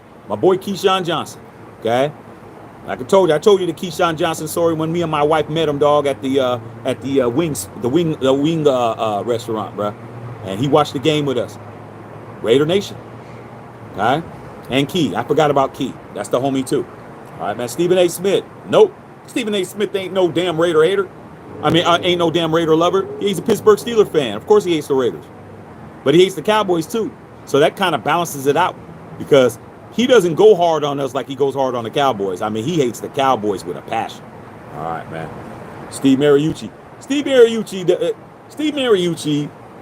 he's all right, man. But when he played for the 49ers, he wasn't showing us no love then, dog. I mean, he's all right. Okay. All right, man. He should hire Keyshawn as our wide receiver coach. I don't know if Key wants to coach. Keyshawn could do that if he wanted to. He could have been do that. He can go to USC and coach. Okay, he went to SC. He could do a lot of things, but I think he likes being in the media. I think he likes the media stuff. He likes radio. He's doing LA radio, doing all of that. Okay, doesn't saw. Said, didn't Al sue the NFL? Maybe that's why we get railroaded so much. Yeah, he sues the NFL. And we won too. But that was shit. When we sued the NFL, that was 20 years after he started feuding with Pete Rozelle. He had already been feuding with Pete Rozelle for 20 years already. It ended up in court. And we won the Super Bowl when we were suing them. I mean, come on, bro. We were suing the league and we won the Super Bowl that weekend. And Pete Rozelle had to hand the Vince Lombardi trophy to Al Davis. That's why Al Davis was smiling. He said, just win, baby. In his face. And then the next day they were here in LA and at Superior Court down here suing. He had to go right back to court on Monday. I'll see you tomorrow, Pete. Come on, man. Al was not anything other than serious, bro. He didn't have a sense of humor like that. Al was serious. Okay? He didn't play. All right, straight up. All right, booty bang. Raiders, Broncos, and Chargers all have Super Bowls. Meanwhile, the Chargers. Yeah, man, the Chargers, man, the only time they went to the Super Bowl, they got shellacked 55-10 by the Niners. That was the only time I was getting along with the Niners, Niner fans at that point. We were all rooting. I was all rooting for the Niners. Go ahead, Jerry Rice, catch that ball. They beat the shit out of 55-10. And the Chargers were playing at home. They're playing in their own stadium in San Diego. They couldn't get no better than that. It was beautiful. What a beautiful smoke. Okay, Seahawks, yeah, my Seagulls, I got you. I sued the NFL 2 times, right? Yeah, he sued them more than 2 times. He won one and he lost the other one. But the 2 major ones. Yep. But Al's the only person that ever beat the NFL. The NFL only has 1 loss. Lost to the Maverick. All right, lost to the Maverick. That's why all these teams can move around. That's why the Raiders were the first team to move to another city, okay, without permission from the league, because the league always said they didn't want teams to move around. Al sued. Al won. We won the Super Bowl with Oakland Raiders. The next season we were in LA. We won. We won the beat, and then Al was going to get the punitive damages. And the jury only awarded Al $1. He didn't get none of the money. They said you can move your team, and that's it. What happened? That next year when Al moved, the LA Raiders became the LA Raiders. What happened? Everybody started moving. That next season, the Baltimore Colts moved in the middle of the night and moved to Indianapolis. Then everybody started moving around. If it wasn't for the Raiders, you wouldn't be able to move. See, these are the type of things these people don't know. You said 55-10 was the Broncos. Okay. Whatever the score was with they beat. Well, that was a good game too. Whatever the score that the damn Chargers lost to, it was just as bad. Okay, let's understand that. Look it up. Who will be our starting quarterback this season? Come on, the man that Geno Smith, the guy that's flipping everybody off. What's up, Lisa Blackman? Booty Bang said all that money in legal fees and now only got $1. Yeah.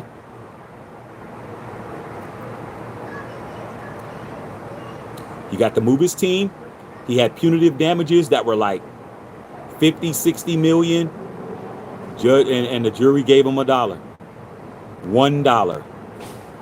One. Al had to pay all his legal fees, all that shit. But Al got his money back. LA gave him his money.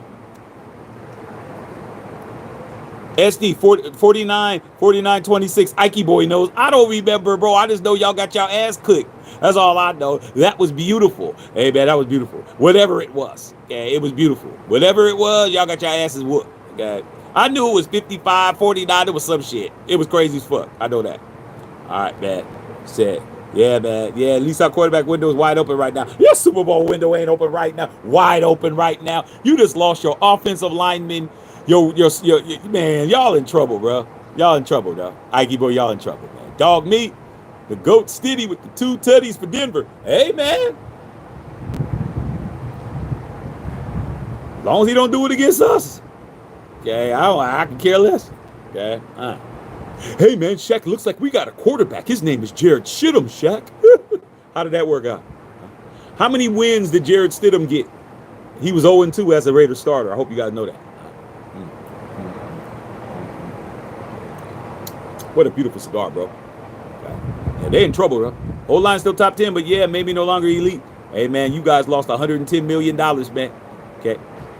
Hey, Ike boy, I'm telling you right now, that offensive lineman, whatever his name is, with the $110 million, bro, I bet you his ass is sitting right now at Fat Burger right now, ordering a triple. That nigga's ordering a triple right now. Might as well eat. I can't play. Just getting fatter and shit. He's getting fat, man. And his pockets got the mumps right now, but his hell. Timmy Turtle said, how about them Chiefs? Did you guys score the first half of the Super Bowl yet? I'll wait. How y'all didn't score a point in the first half of the Super Bowl, bro? How did that happen? And you talking about how about the Chiefs? Y'all didn't score a point. There's never been a team that got offered in the first half of 58 Super Bowls until y'all. I mean, come on, man. I mean, what are we talking about? Y'all was the 2-time defending champion. Y'all just knew y'all was going to three-peat like my New York Yankees. Like my LA Lakers. Y'all thought y'all was going to do that. And you didn't score a point. When Kendrick Lamar was, they're not like us. They're not like us. Y'all had 0 points. When Kendrick was performing, you scored no points, bro. You didn't score the first quarter. You didn't score the second quarter. Kendrick Lamar did one of the greatest halftime shows ever. And then you go in the third quarter, and then you kick a field goal. I mean, come on. You can't make it up, bro. You didn't even score a touchdown the first. It took you 3 quarters to score a damn field goal. And you're asking me, how about the Chiefs? Man, ain't nobody worried about no Chiefs, man. You guys are not the champions no more, okay? Stop acting like you guys got it in the bag, all right? Patrick Mahomes played so bad in that Super Bowl and got sacked so much. He cut his ducktail off. You know he got a brand new hairstyle now. You know he cut that damn ducktail off his shit. Okay, come on, man. Really, bro? You Chiefs are so used to acting like you guys are running shit, and you're not. You're not running anything, okay? Go talk to Jalen, okay? Go talk to Hurts, because Hurts hurts your feelings. Go talk to him. Don't come over here asking me that, bro. You crazy as hell. All right, dog meat in the house. Said Christian Wilkins can sit on the popsicle. Hey, man, it ain't got nothing to do with me. Whatever a man does in the privacy of his own home in his bedroom ain't none of my business.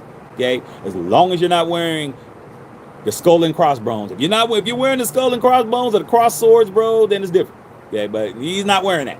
So he can do what he wants. He can go right back to do what he likes to do. All right. Kissing people on top of the head that don't want them to. All right, man. Booty your car already. I ain't no. There's no comparison between Derek Carr and Jared Stidham. No competition at all. And he did not quit. He got absolutely sent home because the only way Jared Stidham got a job is that Derek Carr had to be removed from the team. I mean, if Jared Stidham was better than Derek Carr, how come Derek Carr had to get sent home for 2 weeks?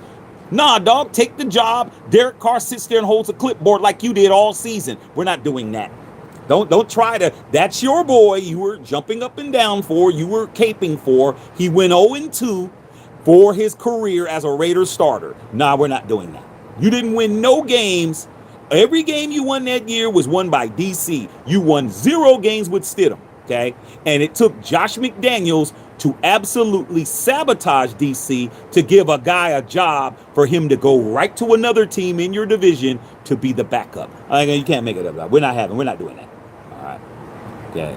No, Timmy Turner. We're not talking about none of that. You need to answer my question of why the two-time defending Super Bowl champions who has a star tight end whose girlfriend is the biggest female entertainer in the world, with the president of the United States in the building by the name of Donald J. Trump, did not score a point in 30 plus minutes of football in the Super Bowl. You need to answer that. Don't talk about people who weren't there. You need to explain to all of us why the Chiefs went in there and got absolutely ransacked. You guys got ransacked. You guys got drawn and quartered. You guys were in there pillow fighting in a damn gun range. You guys got absolutely humiliated.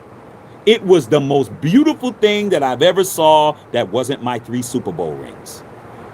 That was the greatest shit I've ever saw. And Patrick Mahomes was getting sacked. He was eating so much dirt in there, it was ridiculous. All he was doing was his face was planted straight into that damn grass the entire game. Can't make it up, bro. You were never in that game. You never led in that game. You were never close in that game. It was an absolute spanking. That's what you need to answer. Don't talk about nothing else until you answer that. All right, straight up. Booty Bang. Kendrick looked directly into camera and said, "Say Drake." I heard you like I'm young. I mean, come on, dog. It was beautiful. Booty Bang said, "Don't forget, Shaq, the Chiefs never took the Eagles seriously." They not only did they not take them seriously because they beat them before, they did not ever lead at all. They were trailing the entire game by multiple scores. Multiple. It wasn't, oh, we're only down 3. Oh, we're only down 7. Oh, we're only down 6. Nah, they were down 18. They were down 22. They were getting their asses absolutely humiliated, bro. And they still want to talk to us like we need to worry about them. Until they answer that question, there's nothing to talk about, bro. Nobody ever got their ass kicked like that. No defending Super Bowl champion ever got their ass whooped like that, bro. Ever. Never. It's never happened until how many months ago? Was that this year? Oh, yeah. That was 2025. That was February, bro. That ass whooping happened this year. So no, let's not act like it hasn't even been a full year yet. March, April, May, June, July, August. It's been 6 months, bro. They got their ass kicked 6 months ago. 6 months ago, you guys got humiliated. Don't act like we didn't see it. Everybody on the planet saw you guys get your ass whooped. Okay? It was funny as hell. They didn't show Taylor Swift no more after that. They did not show her face no more. And then Donald Trump put out a tweet, which was funny as hell. He said, "Hey, that was embarrassing. The only person that should be more embarrassed than the Chiefs is Taylor Swift." I mean, and y'all voted for Trump too, but he wasn't rocking with you guys because you guys were the losers. Hey, like I said, don't matter, bro. You the loser, you don't get to talk. All right, you don't get to say nothing. You walk around with this. You're at the L party. You're at the L party. Okay, all right. Hey, dog, me don't ever say Stevie better than Derek Carr, bro. There's some things that's just cap. All right, I hear you, but come on, bro. Don't even insinuate that. All right, gee, I've been saying it for 6 years. Already as a superstar quarterback. Well, we will see. Okay, just saw how many times have the Chiefs been bailed out by the refs. The refs couldn't bail them niggas out, bro. The Chiefs were so far behind. The referees couldn't even cheat their way back in the game. The refs were like, yo, hey, Sam, where we gonna go eat after? Let's just go ahead and let them play, bro. I mean, let's just get this shit over with. We can't even cheat these guys back in the game. Y'all was getting smashed, bro. I mean, we were all running around laughing.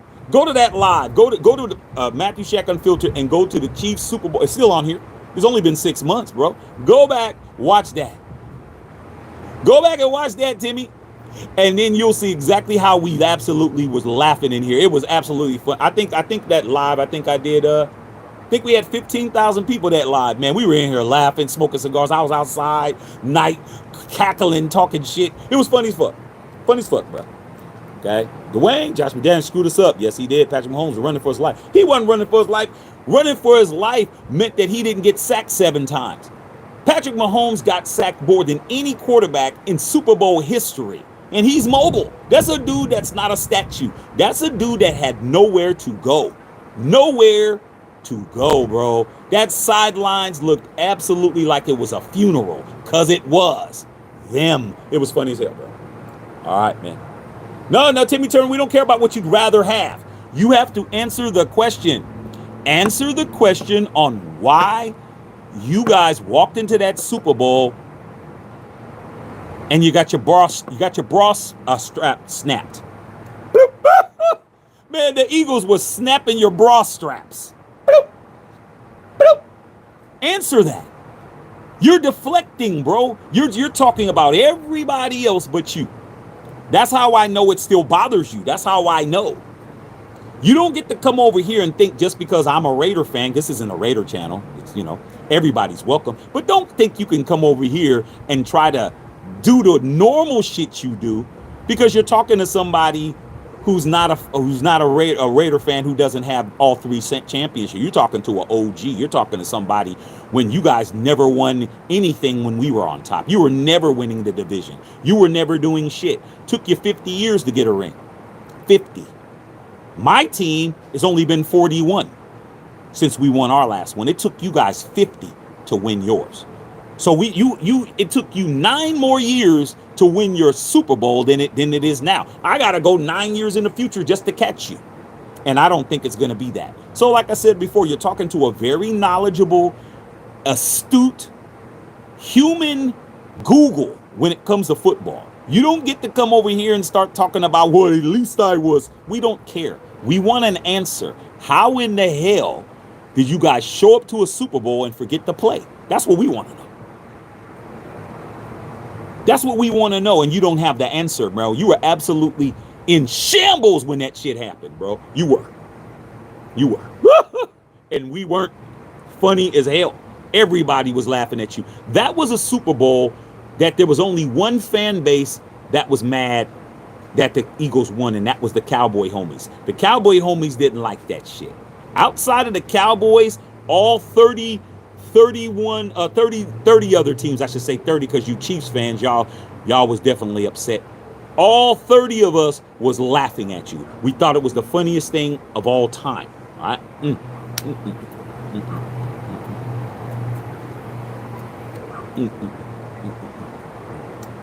I'm not even going to answer your question until you answer mine. Why should I answer all your questions and you're avoiding mine?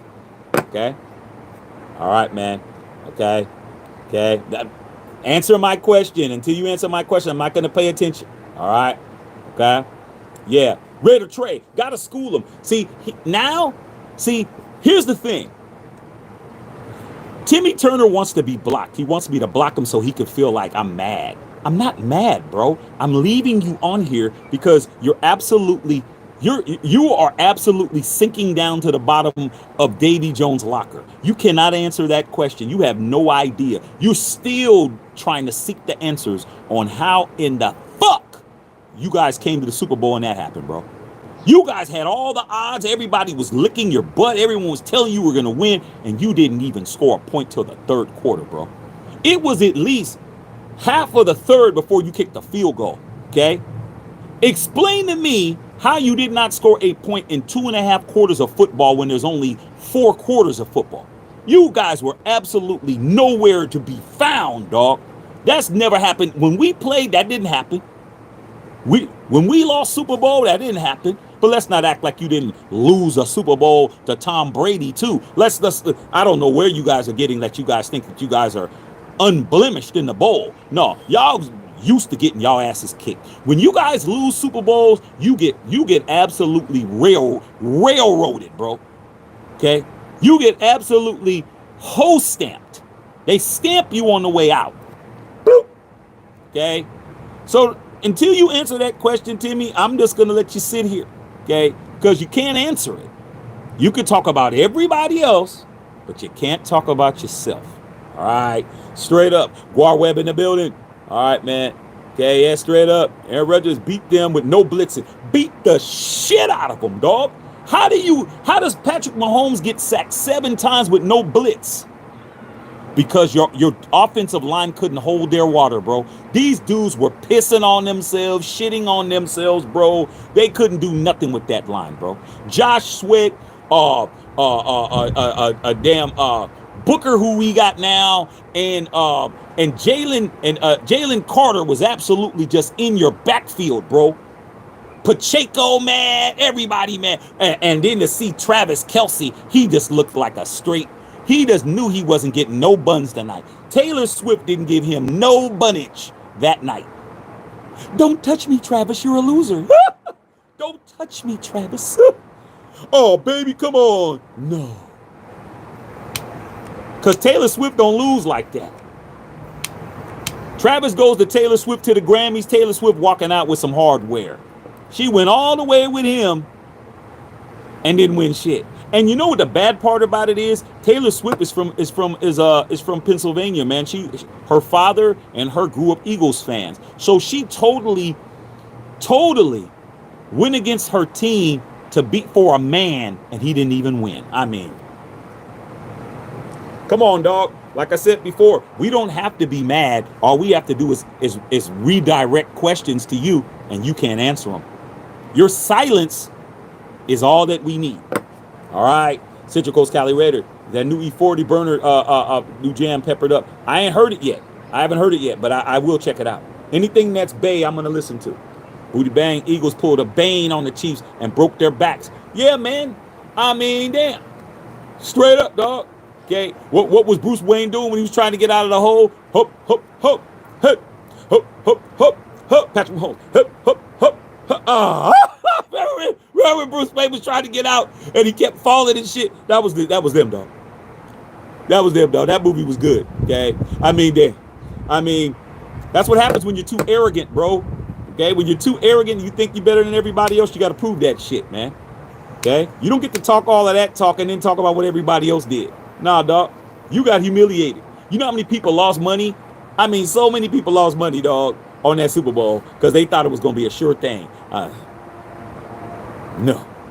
Okay. Wild Web, man, but the Chiefs go so much to Super Bowl, it's like losing a regular season game season. Don't matter, dog. It's not like losing a regular season game because losing a regular season game don't have you looking the way they were looking. They were looking absolutely humiliated, bro. You lose a game in a regular season, you go out there, you sign the jerseys, you clap hands, you hug the team. Super Bowl? Nah. Nah, bro. Nope. We're not going for it. Nathaniel Frank's also happy that they got absolutely pimp slapped, bro. Okay. Man, the Eagles were like, get out there and get me my money. Now get. We're right back. Had you guys on the strip walking around trying to jump in and out of cars to get that money. I mean, y'all got straight hold, bro. Y'all got hold, bro. Ain't nothing you can talk about. And we're always gonna bring it up. There's never no get back on that, dog. It's always gonna be that. All right. Holy. No, no, no. We're not talking about Timmy. We're not listening to anything you say because you cannot answer the question. You cannot answer it. You can't do it. All right, man. He can't do it. That shows, bro. He's avoiding it, man. You talk about denial, bro. It was the same thing that happened with Timmy, bro, when he found out his girl was clapping his best friend. He had no answer, bro. How could you do that to me? How could you? Why are you? What happened? I thought that was your little snookums. What happened? Now she was snookums, all right. We're gonna keep laughing at you. I mean, come on, bro. Raiders never did no shit like that. We lost 2 Super Bowls. We're 3-2 in the Super Bowl. We got the same record you guys got in the Super Bowl. Timmy, you dumbass. You're 3-2. We're 3-2. We got the same record. Okay, you won 3 and lost 2. We won 3 and lost 2. But the difference is we've never been shut out in the first half of a game ever. You have. Okay, that's the difference. Like I said, man, there's nothing he could say, bro. That's why he's silent. That's why he keeps talking about what we're doing. It's not gonna work, bro. I'm gonna keep asking you the same question, and you're not gonna have an answer. Funny as hell, okay? I mean, Kendrick was performing. Kendrick was like, man, damn, man, shit, they ain't like us. Doot, doot, doot. Say, Pat, they say you cannot score. Say, Pat, they say you cannot score. Come on, bro. I mean, damn. All right. Funny as hell. I mean, hilarious, bro.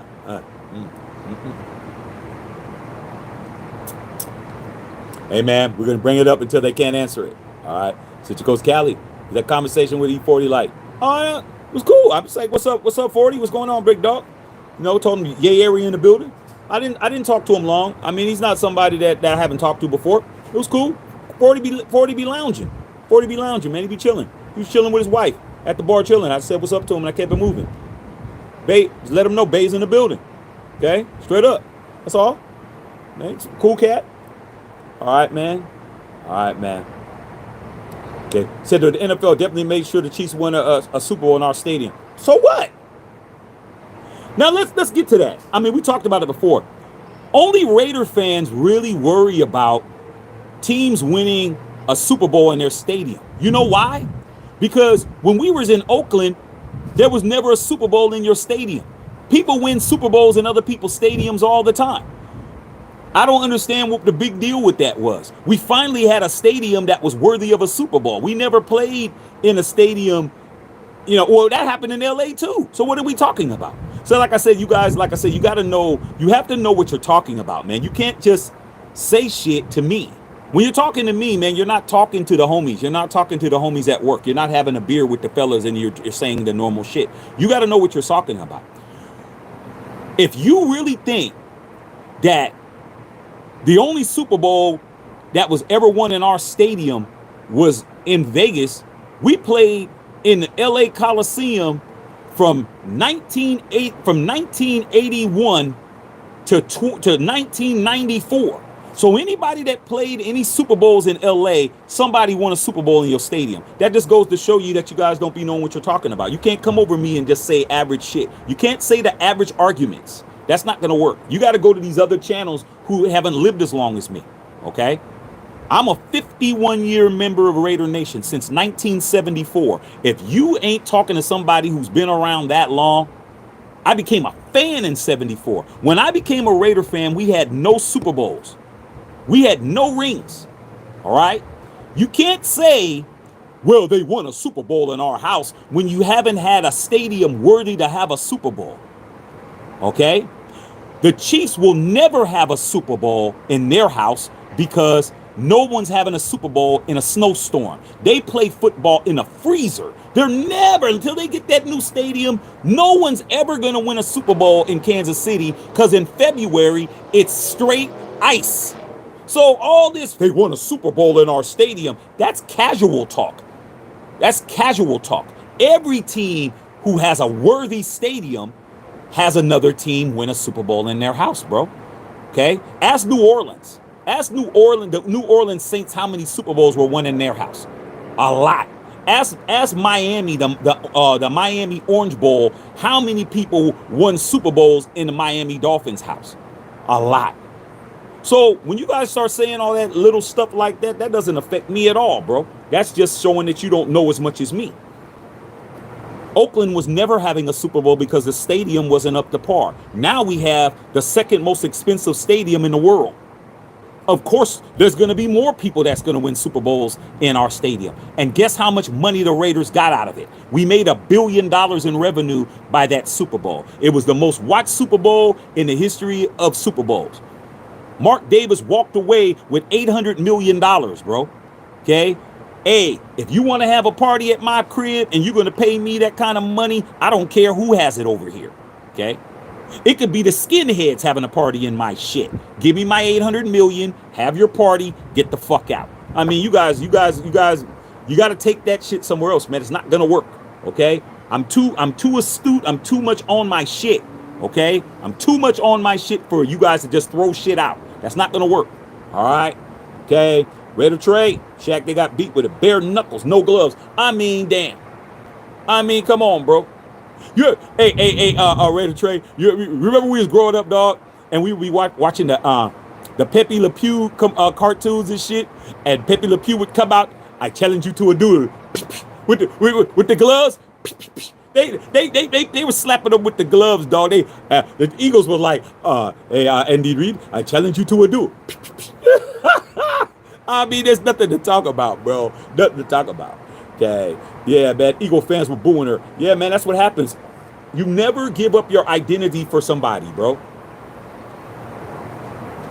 Taylor Swift is good with me. I don't have a problem with Taylor Swift. Taylor Swift got some good music. I like you Swifties. Don't come after me. But her doing that, she shouldn't have never had to do that to be with Travis Kelce. Like, my wife is a Baltimore Ravens fan. She's from Baltimore. She's from The Wire. I'm not giving up Raider Nation to be with her, bro. This is what I do. I'm a Raider fan. I'm from the Bay. I grew up in that stadium in Oakland. My father worked in Oakland. I was in Oakland every weekend. I'm from the soil.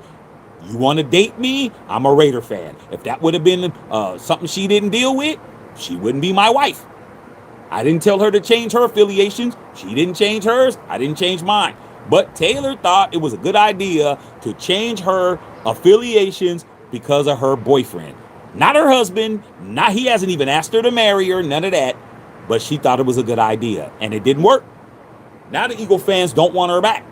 I mean, it is what it is, man. But like I said, I wouldn't have did it for nobody.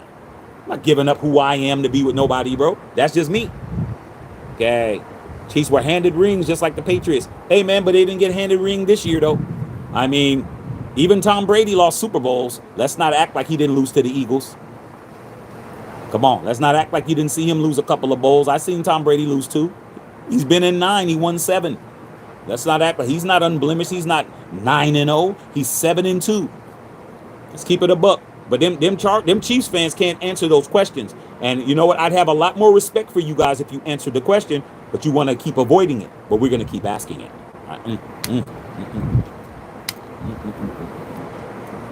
Cigarette gets better and better. The cigar gets better and better, don't it? It tastes better and better, y'all. Because like I said, I'm going to keep asking it. And no matter how many times I ask it, it's not going to get answered. All right, man. Dwayne's the truth be told, 49ers gave Chiefs 2 Super Bowl wins. I mean, yeah. 49ers should have, and that's another thing. That's another thing about Niner Empire. Niner Empire, they don't want to answer those questions either.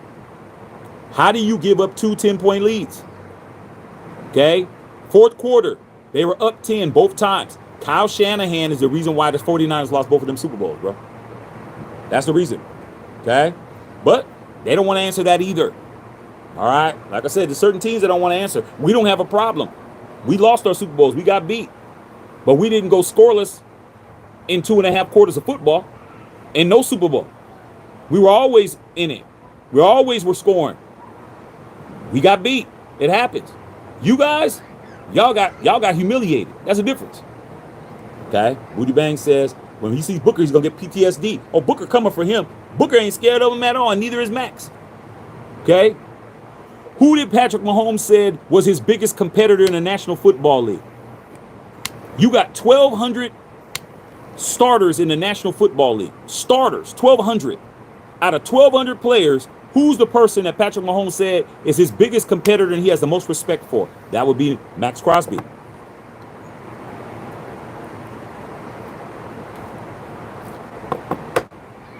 Don't let us start winning, man. Once we beat the Chiefs, brother, Chiefs are really going to be mad at us. They're already mad at us.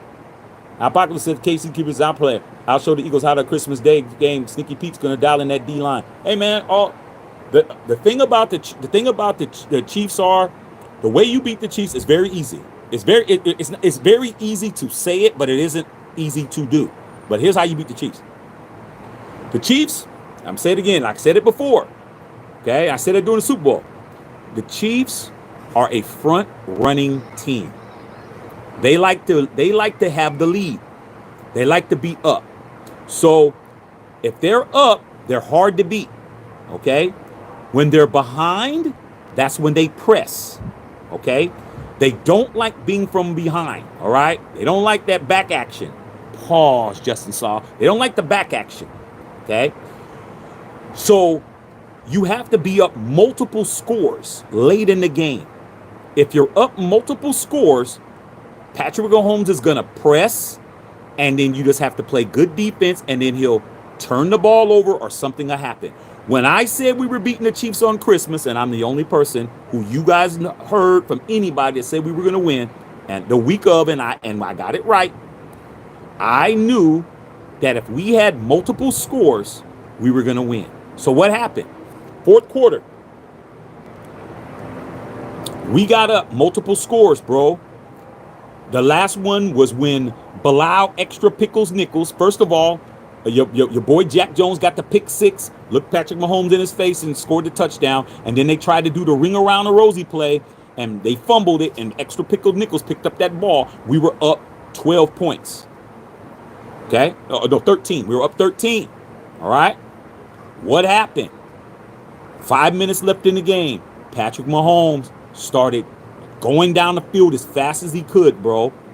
Went down the field, scored. All right? Got it within 6. Okay? All they had to do was get the ball back and stop us. We got the ball back. All right? And we were able to run the clock out because Zamir White, out of all people, got the first down. Remember when he got that run and he got that little 7-yard run and we won by 6. We were up multiple scores. We beat the Chiefs on Christmas by 6 because we ran the clock out. We scored the first down, then we needed game over. Okay? So the Eagles never let them even get close enough. They were up. I think there was a time that the Eagles was up 26. I think, if I ain't mistaken, they were over 20 points. They were winning in that game by at least 24, 25 points, bro. And then Mahomes started trying to press, scored, and then what did they do? They went down and they scored again. They just kept scoring, bro. And that's why. So if you want to beat the Chiefs, be up late in the game, multiple scores, and they will not win. Now, if they're within a score or two, if they're within 9 or 6 or 7 or even 10, you need to be up 14. You need to be up touchdowns, not field goals, none of that shit, because they'll catch you. But if you got multiple scores, like the Eagles had, the Eagles was up. They put their scrubs in, and I think they lost the Super Bowl by 18, if I ain't mistaken. Somebody look it up. I think the Chiefs lost the Super Bowl by 18 to the Eagles because the Eagles was up like 26 or 28 or some shit. They put the scrubs in and they still couldn't catch. They're like, man, we're up 4 scores. That's how you beat them, dog. That's how you beat them. Okay? All right, man. Okay? All right, hold on. Let me get Timmy out of here because Timmy's not participating. Bye, Timmy. Bye, Timmy, dog. You got to go, dog. Okay? Timmy can watch, but Timmy can't be here no more, dog, because Timmy's not participating. He doesn't want to answer the questions, bro. Okay? So we got to get him out of here. You got to go, bro. You got to go, dog. Bye, bro. Bye, bro. All right? He keeps asking. He doesn't want to answer. It's hurting his feelings. He's got to go, dog. Okay? All right, yeah, Chiefs got 4. Okay, it doesn't matter. All right? Okay, they don't have 5. All right. Booty Bang, he's underrated. Yes, he is. Okay? Chiefs Stadium is trash. Yeah, they'll never have a Super Bowl there. Have I ever run into Mac Dre? No, I never met Mac Dre. I never met Mac Dre. Mac Dre is friends with a lot of my friends, but I never met Mac Dre. Never was in the same place that he was at. Salute to Mac Dre. All right. Yeah, they got 4. I forgot. Does it really matter? They don't have 5. All right. Okay. All right, man. You're right. Check. The NFL doesn't want us to have a Super Bowl and Ice Bowl. I mean, like I said, there's certain teams that will never have a Super Bowl. Okay, because it's too cold. All right. In February, who wants to have a Super Bowl? Gillette Stadium hasn't had a Super Bowl. Okay. Uh, Lambeau Field has never had a Super Bowl. Too cold. Chicago Stadium is. I think Chicago Stadium was supposed to have it, but it was too cold. Remember when they had the Super Bowl in the Meadowlands and they had it cold, like about 6 or 7 years ago, and nobody went? Super Bowls are for cold climates or for domes. That's why Super Bowls are Miami. That's why Super Bowl is New Orleans. That's why Super Bowl is going to be in Vegas. It's warm climates. They're not going to have no Super Bowl. No, Arizona, okay, places like that. Jerry's World. I mean, why are the Raider fans the only team talk about? Hey man, they won a Super Bowl in our stadium. When you look at these other people, you got one Super Bowl that was lost in a stadium because you've only hosted one. The Raiders have only hosted one Super Bowl out of 58 Super Bowls. One. But because the venue wasn't tight. There's going to be a lot more. If you're mad because teams are winning Super Bowls in your house, you better get ready because there's going to be more. You finally have a venue that's worthy of a Super Bowl. But when you host a Super Bowl, you get paid. You get paid for that shit. It's like an Airbnb, man. You got to get paid for that, man. You don't get to just be in somebody's stadium and you don't pay. You get paid. Straight up. Okay. Brady lost 3. Oh, good. That's even better. Okay. What do you think about our team overall?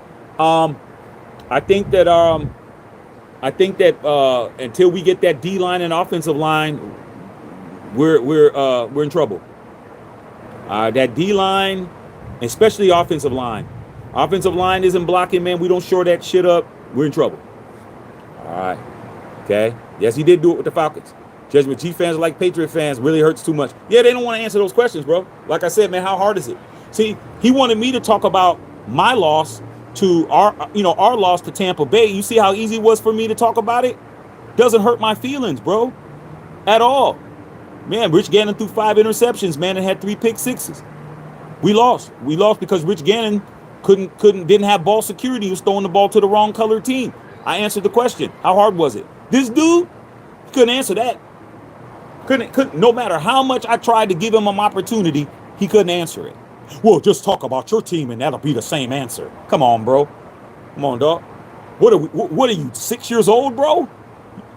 These grown ass men walking around here still butthurt over a Super Bowl that they didn't even play in. These dudes are sorry, bro. Okay. We banned him when AP brought up the Giants and Patriots as an example. McDaniels told me, yeah. Mad Max, straight up. Mahomes loved back action. Hey, I'm just telling you action. All right, straight up. Okay. All right. Apocalypse. Oh, let me fix you, big dog. I made a mistake on that, man. I gotta fix that. Oh my God, I absolutely. Damn, man, I can't. Let me see if I can reverse that, man. I think I made a mistake, but Apocalypse, man, I gotta fix. I might have to fix it after, dog. I accidentally pushed you instead of pushing Timmy Turner, man. Damn it. I'm going to have to go in and fix it. They won't let me do it now. Damn it. I accidentally blocked the wrong person. Let me see if I can get in and fix it. Yeah, but Timmy Turner, he had to go. Hey, Al, I'm going to fix you, big dog. That's my mistake, bro. Don't worry about it, man. I'll go in there and unblock you, bro. I got to go in after the feed and fix it. I pushed the wrong button on accident. All right. So, Apocalypse, man, I got you, big dog. I'm going to fix it. I can't do it. It won't let me correct it. It usually does, though, man. Hold on. Let me see something. Let me see if I can fix it. All right, real quick, man. Get my boy Apocalypse back in here real quick. All right, let me see if it'll let me do it. Let me see if it'll let me do it, man. Let me see if I can find Apocalypse again.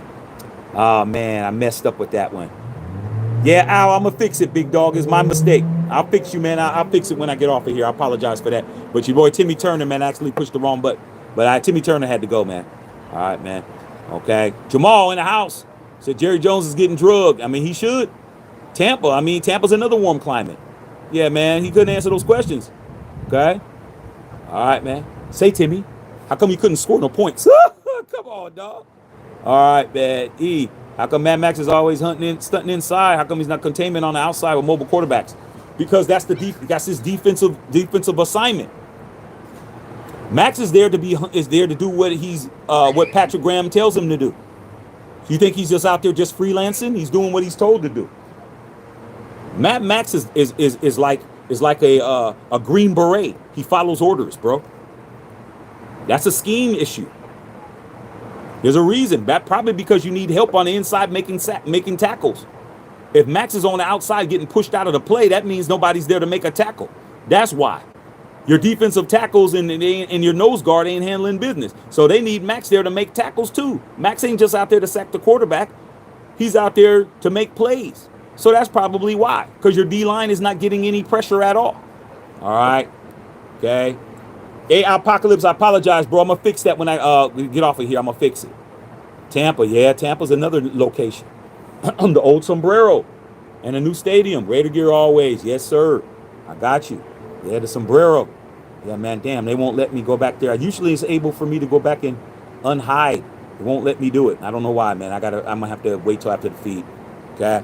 Sorry about that, Apocalypse, man. You know it was on accident. I'll fix it. Okay. Anything else, y'all, man? Anything else, man? I mean, we just went all off on that cheap shit. They didn't like that talk. Like we're supposed to let them talk about what they want to talk about, which is us. And then when we talk about them, we're not supposed to. Like I don't know where you guys get that shit from. You guys are not the world champions. You guys are not anybody that we need to be doing any of that shit with. Just answer the questions, dog. You get a lot further in life. All right. So all right, man. Let me go ahead and fix Apocalypse's thing. Al, I apologize, big dog. I know you're watching. Okay. I'll say a few words on 55. Junior Seau, man, is the most respected Charger that's ever played for the Chargers. I respect him more than anybody because Junior Seau is a Trojan, bro. He played for SC. He played for my Trojans, bro. And so he's still a member of the family, man. And Junior Seau, man, he just absolute monster of a player. Okay. And it's unfortunate what happened to him, dog. But salute to Junior Seau, man. Okay, you ain't gonna hear me say nothing bad about him. He's a Trojan, bro. All right, so he's definitely not gonna get no slander from me. But he's the most respected guy that played for the Chargers. Okay, in my eyes, I like him, and I liked Chuck Muncie. Chuck Muncie, dog. Chuck Muncie. I love Chuck Muncie, bro. Chuck Muncie was on that powder though, but I like Chuck Muncie, bro. Chuck Muncie. Okay, there's a few Chargers that I like, man, that I respected. I say I respect. John Jefferson, I respected him. Kellen Winslow, I respected him. Shit, even Antonio Gates, I respected. I hated LaDainian Tomlinson because he used to cook the shit out of us, bro. Okay. What's up, Yusuf? Yeah, John Jefferson. I like John Jefferson. John Jefferson, he used to catch all those acrobatic passes and shit. John Jefferson, number 83, I liked him. He had the little goggles and shit. Okay.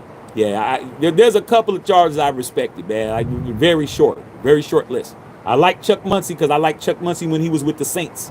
Okay, Chuck Muncie was out here, quiet as his cat. Chuck Muncie used to get the buns from Chris Jenner. Just letting you know, back in the days, Chris Jenner used to be down there in San Diego. Chuck Muncie used to be handling his business, man. Chuck Muncie.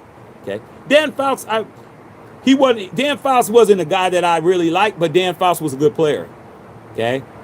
I respected his game, but I didn't like him so much because he's a quarterback. I mean, I can't like everybody, you know. But yeah, man.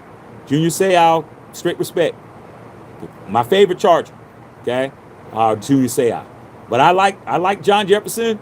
I like the catches that he used to make, man. He used to find a way to make sure Jack Tatum didn't hit his ass flush or Lester Hayes or somebody. But he would make some amazing catches. You guys had Charlie Joyner. Y'all had I'm old school. I'm old school, bro. But nothing made me more happier than to see the San Diego Chicken hitting his head up against the goalpost after we scored touchdowns. I mean, that was great. Seeing the San Diego Chicken hitting his head up against the goalpost every time we scored a touchdown was always good. Oh, and Don Coryell, Air Coryell, man. I respected Dan Coryell, okay, because Dan Coryell came from the same system as Al Davis did, okay. You know, so that long ball situation, man. Yeah, yeah, yeah. The San Diego chicken with the holy roller, that was beautiful. That was beautiful. Have you noticed every time the Raiders come up with a on the winning end of a great play? Hi, son. They always change the rule, bro. Every time the Raiders come up with something, they change that shit, bro. They changed it. That holy roller, that's what the year after they changed. Oh, you can't advance the football forward. They always change something with us, bro. Change something. All right. Wes Chandler was good. Those wide receivers, man, that would make those kind of catches. John Jefferson, Wes Chandler. Who else can I name, dog, over there? Shit. Who else can I say that was a Charger that I have respect for, man? Man, that's pretty much it. Joyner, I said Charlie Joyner. I said his name. I respected Joyner. He wasn't a guy that was one of the guys that I really liked watching him play. But Joyner, he was just a guy. He reminded me of a black Fred Biletnikoff. He wasn't fast, but he was always open, and he always catch balls. Okay, but he wasn't gonna do nothing, acrobatic. John Jefferson he was flying around and shit. Okay. Natrone means I hated him, dog. I mean, like I said, when it came to them running backs, man, I hated them, dog. Okay, I didn't like them, dog. And when Darren Sproles left, I was happy. I was like, good. I'm glad his little ass is gone because he was cooking us. Sproles was cooking us. Okay, but LT, I couldn't stand LT, bro. I was so glad that LaDainian Tomlinson retired with no rings. Okay, none. I was like, yeah, you did all that running and touchdown on us and didn't even walk away with no hardware, bro. So I was very happy about that. But yeah, man. Junior Seau, number one. Oh, and Sean Merriman. Can't stand him, dog. Even though I partied with him when I first got to LA, we were both in VIP together. That's a whole nother story, Ike boy. I was in the club here in LA with your boy Sean Merriam, man. In the VIP section, bro. We were all in the VIP together, bro. Okay, just to let you know. Eckler was killing us. Eckler was killing us, bro. But the thing about Austin Eckler, he didn't bother me because he wasn't doing LT shit. LT was, that was a whole, that whole shit there, bro. LT was, man. I still get nightmares thinking about LT and what he used to do to us, bro. But he didn't win nothing. That's the only thing that made me happy is that LT took his ass over there to the Jets. And I was like, oh, you definitely ain't winning shit. Okay. Phillip Rivers. Yeah, Phillip Rivers talked a lot of shit, man. But Phillip Rivers, man, I like one thing about Phillip Rivers that I did like. Phillip Rivers talked shit to everybody, bro.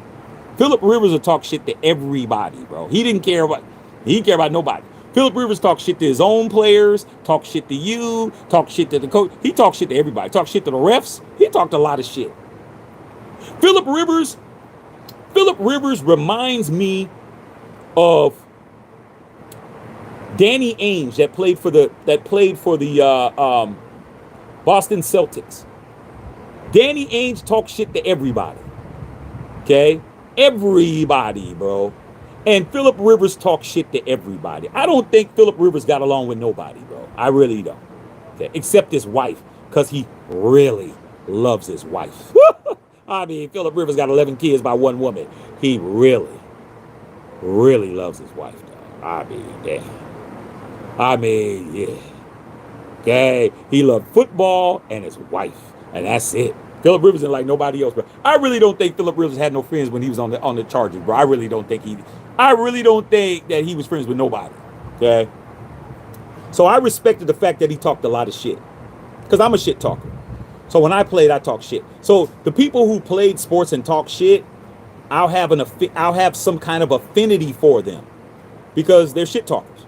If you're in the game and you're talking shit, I have to respect that because that's how I play. I played basketball that way. I played football that way. I ran track that way. I talk shit. I talk shit to my opponents. I mean, shit. I won the high jump, my league high jump title, and I never high jumped before. I would just jump over the bar because I had them bunnies, but I didn't do none of the arch back. I just jump over it. Man, the dude who I was going against, he was the he was the defending champion. And when we were standing in that dance, standing there waiting to do it, I was just telling him, I said, man, I don't even know why you're here. You're not winning shit. Oh man, I'm the champion. I'm 2 times. I said, you're not beating me. I was not here. That's why you won. But you're losing today. I'll talk shit and I won. He was like, man, I have to admit, man, you got in my head. I was like, yeah, I did. And I walked away with the damn gold medal too. So that's what I'm trying to say. Any shit talkers in sports, I have an affinity for. I like those guys. I like Floyd Mayweather. Like, I don't like Floyd Mayweather. You talk shit. I like Floyd. Anybody that talks shit, I like. You talk shit, okay, I like you to a certain degree. Be a shit talker, I will say, hey man, salute for talking shit, but then you got to back it up. Okay, ain't that right, Mahomes? Okay, you didn't back it up, dog. You got your ass whooped. Okay, you didn't back that shit up, dog, at all. All right. Okay, straight up. All right. So yeah, man. Yeah, good. They don't have no rings though. Chargers don't have no rings. Okay, brother Trizzle in the building. Your boy says first star also against Aaron Brooks first game. You were talking shit to Warren Sapp. Yeah, man. Phillip Rivers talks shit to everybody, bro. Everybody. Now I don't know. I mean, they never had him mic'd up. I mean, that's one thing. Ike boy, I never seen your boy Phil be mic'd up. I don't know if I heard he was a Christian. I heard he was, but that don't mean shit. I mean, but I never heard him mic'd up. And I knew he was saying some shit, but I never knew what he was saying because they never mic'd him up and I never heard no soundbite. So I don't know if he was just talking to him, just saying, you're a bum. Yeah, you're a doofus. I don't know what he was saying, bro. But every time, bro, they was mad. I'm like, hey, man, Phillip Rivers a shit talker, dog.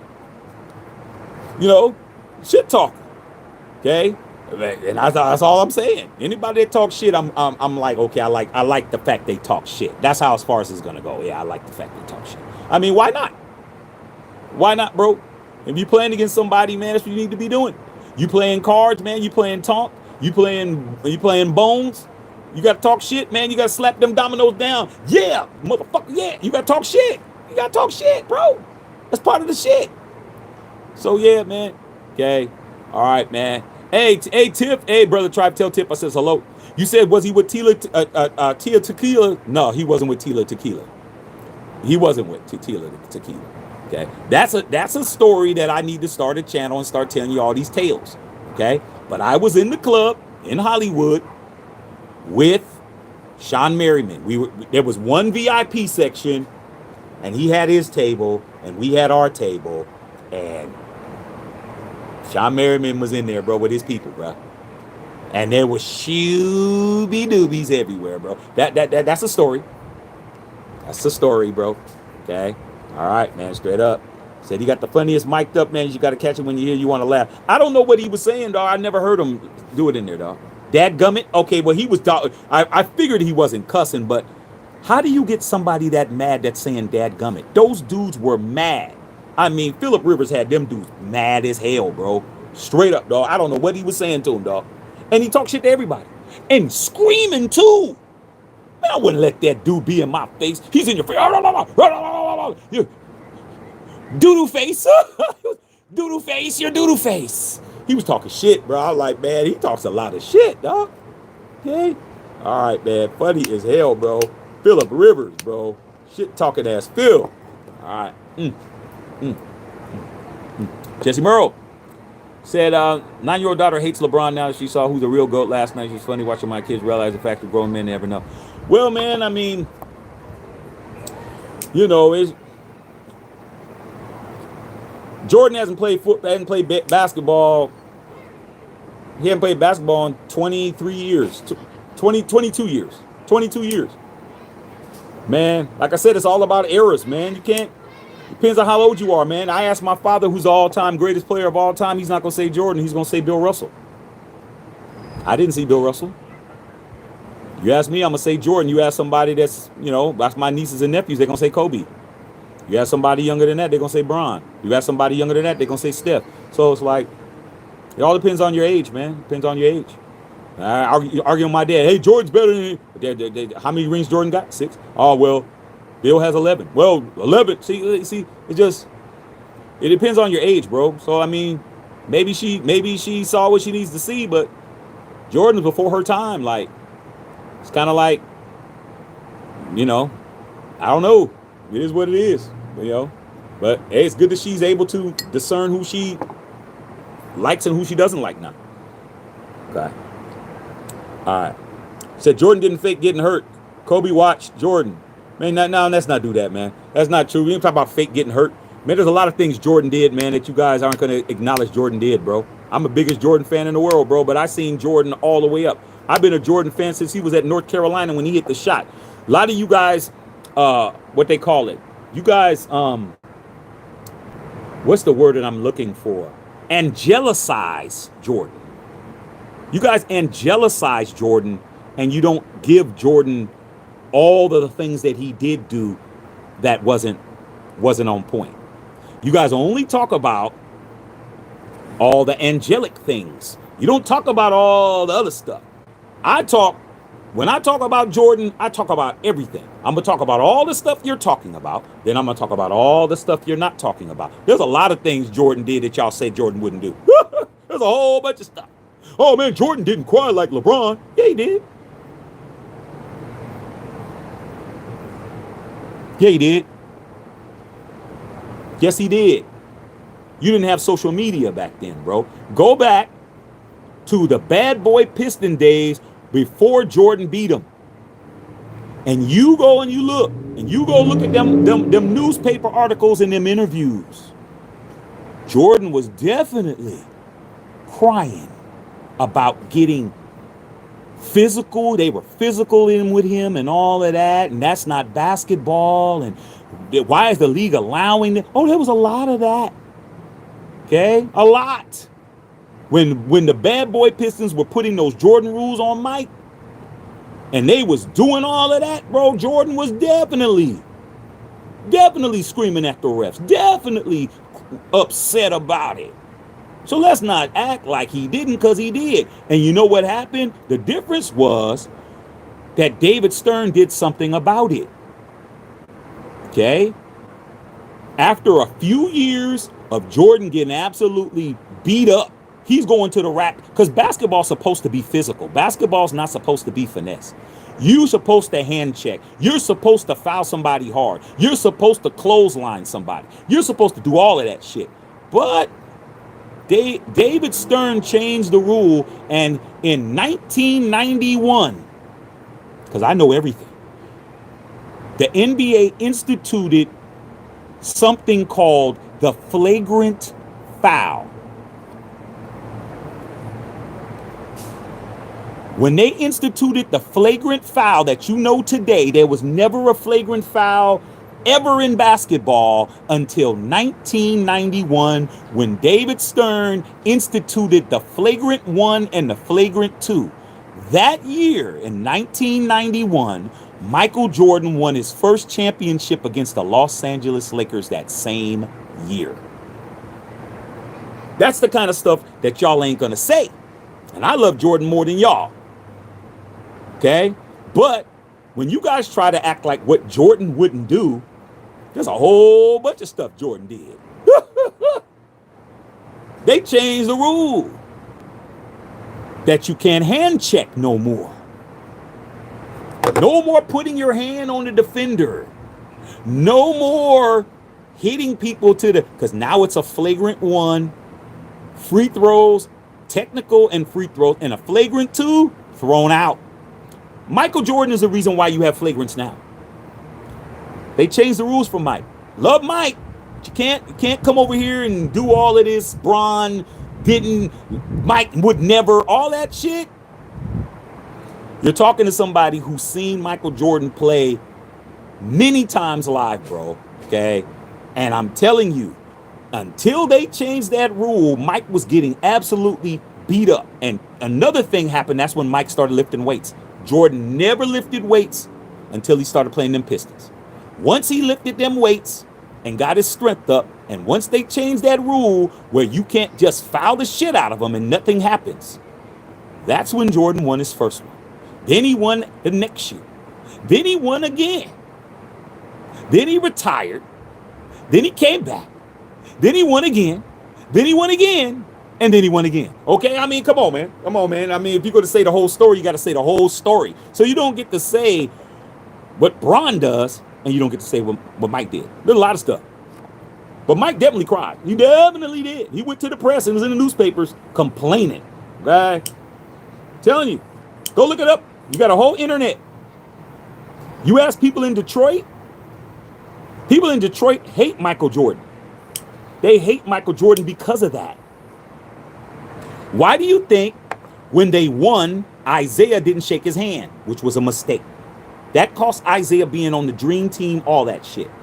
Okay? But why do you think? Because they changed the rules. They wear shoes, of course. I mean, Jordans are iconic, and they're worth something. Okay? But at the end of the day, man, I'm right.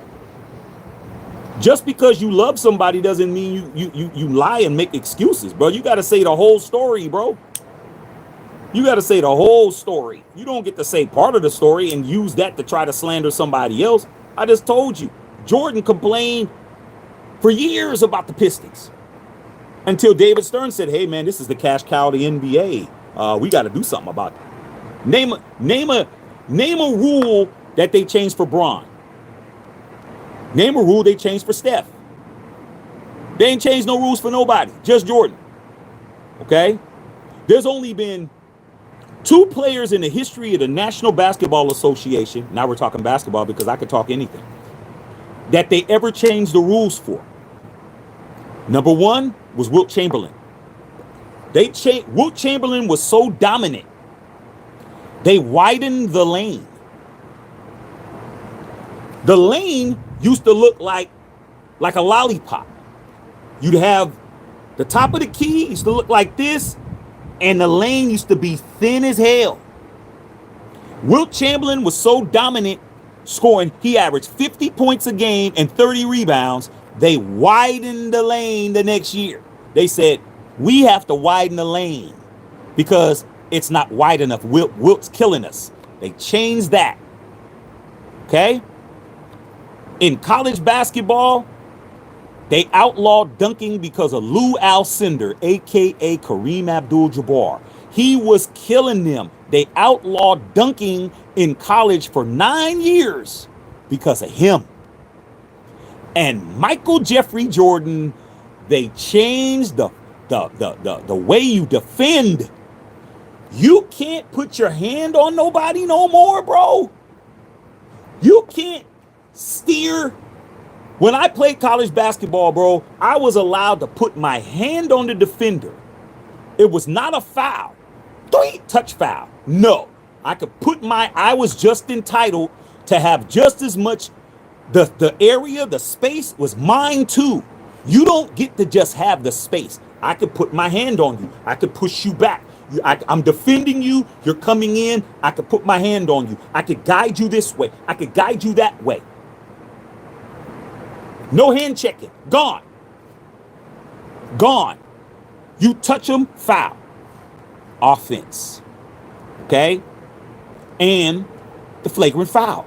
Okay, when he comes to the basket, we're going to foul him. We're going to hit the shit out of him. As soon as he come, man, we're going to hit his ass.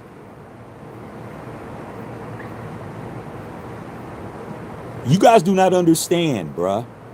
When people try to tell me Michael Jordan, Kobe Bryant was better than Mike, this person was better than Mike, that person was better than Mike, I only have one thing to say about that. With hand checking and no flagrant fouls, in 1986, Michael Jordan averaged 37 a game. In his second year in the NBA, no, third year. Second year in the NBA, that cat averaged 37 a game when you could hit him wherever you wanted to. You can move him, you could touch him, you can hit him in the head. He averaged 37. Right now, who's averaging 37 in the NBA? You can't touch nobody. You can't touch him. You can't breathe on him. No one's averaging 37. If Michael Jordan played right now, Mike would average 45, 47 a game when he was in his prime. Because now, shit, you can't touch me. You can't hit me. You can't push me out of the lane. You can't control where I go. You can't guide me away. You can't do none of that. Man, Mike, I don't want to hear nothing. Love Kobe. But Kobe and Mike are not even close, bro. They don't have the same game at all, bro. That damn 80s Michael Jordan that a lot of you guys did not see, you saw the 90s Mike. Yeah, 90s Mike, not, yeah. When he came back from baseball, 94, 5, 6, 7, 8, yeah. Him and Kobe, yeah. That damn 85, 86, 87, 88, 89, and 90 Jordan, nobody was that. Nobody. No, I don't give a damn what you tell me about nobody. Kobe Bean Bryant was never 80s Mike. Because nobody was 80s Mike at all. That dude, you ain't even understanding, bro. Kobe had where they can have zone defenses. There was no zone defenses when Mike was in his prime. I ain't talking about the fadeaway Mike, the old kick you out of position Mike. I'm talking about the Mike who athletically nobody can compete with. That dude was averaging 37, bro. There's only been 2 players in basketball history in the NBA that's had 4,000 points in a season. Wilt Chamberlain and Jordan. Tell me now with the 3-pointer and all of this shit how nobody can break 4,000 points in a season. How come you can't find nobody averaging 37.6? Or was it 37? How many did he average? 37.1 in 87. Go look it up. See if I'm right. I know basketball just as good as football. This problem is y'all don't know basketball as good as me. Because I talk some basketball too, as you can't tell. I talk basketball, baseball, I talk all that shit. So I'm telling you, all this, what Bron would do and what Jordan would do, just stick to what Bron does. Bron cries, Bron does this. But when you start saying what Mike wouldn't do and what Kobe wouldn't do, you don't know what you're talking about because I just told you. Mike was crying a lot in the newspapers, bro. Every chance he got. Till David Stern said, yeah, we need to do something about that. I hate the flagrant foul. I like physical basketball. You go to the basket, you get hit in the mouth. That's what it is. That's basketball. Okay? All this finesse. Letting people shoot threes and, I got to give them space to land. Huh? Man, I'm a defender. If I'm up on you and I get that spot, that's my spot. I got to let you land too. That's why the NBA's ratings are down right now. That's why. That's why the basketball ratings are down, because of all this soft shit. Okay? Too much scoring and not enough defense. Let somebody get hit in the head. Let somebody bleed a little bit. You guys, you UFC dudes should love that. You would have loved the basketball I grew up in the 70s and the 80s and shit, where blood was on the ground, people's teeth getting knocked out and shit. You would have loved it. If you like blood and guts, you would have liked the 80s NBA, because that's what it should have been. Now, half of these dudes that's out there, bro, you touch them, man, they get, nah. Okay? So I just wanted to bring it up. No, you didn't get me going. I'm just bringing it up. Okay? Certain players and certain teams changed the rules because everyone was scared. Nah. Michael Jordan was the cash cow, bro, and they did what they were supposed to do. David Stern's a businessman. David Stern did what he's supposed to do. I'm about to go in the house. It's getting dark now. But David Stern did what he's supposed to do. He's supposed to protect Michael Jordan, and he protected him. But let's not act like what Jordan would never do. When I hear all these people say, Jordan would never, I'm like, man, you didn't see Mike play, bro. You didn't see Mike play like I saw Mike play. Shoot, man, them Pistons was jacking his ass up, bruh. I mean bad, dog. I mean bad. They was throwing him to the ground. I mean, I saw Bill Laimbeer. Jordan went up and tried to dunk on Bill Laimbeer. Bill Laimbeer caught him in the air and just threw him on the ground, bro. Just a regular foul. He just basically caught him. Boop, bow. Jordan just got up there. 2 shots. That's it. Now? Oh, man, throw him out of the game. Nah, man, we doing that. All right, man, love all y'all, man. Sub the channel, bro. As you can see, I can talk about anything, bro. But yeah, man, that kind of irks me when people start talking about what Jordan and Kobe wouldn't do, dog. And I'm like, come on, man. Come on, bro. Y'all didn't even watch enough basketball to know that Jordan was definitely doing all the stuff that you said Bron was doing. Come on, bro. Nah. Okay. I'll give you one play for you guys to go Google real quick. Google Michael Jordan tries to dunk on Jeff Ruland. Ruland spelled Ruland. Washington Bullets. Jordan was in his what? Rookie year. Jordan came through the lane. You know, Mike, this is hyper athletic Mike. Mike went to the lane and tried to dunk on Jeff Ruland. Jeff Ruland was a big burly ass white cat. I think he was like about 6'10". He tried to dunk. Jordan tried to dunk on Jeff Ruland. Now understand, when I say dunk, Jordan was high enough to dunk on Jeff Ruland. Because that was elbow over the rim Mike. That was Mike looking at the rim like this. That was a different dude. Jeff Ruland grabbed a basketball. He's like, damn all of that. Jeff Ruland did this. He grabbed the ball, 2 hands.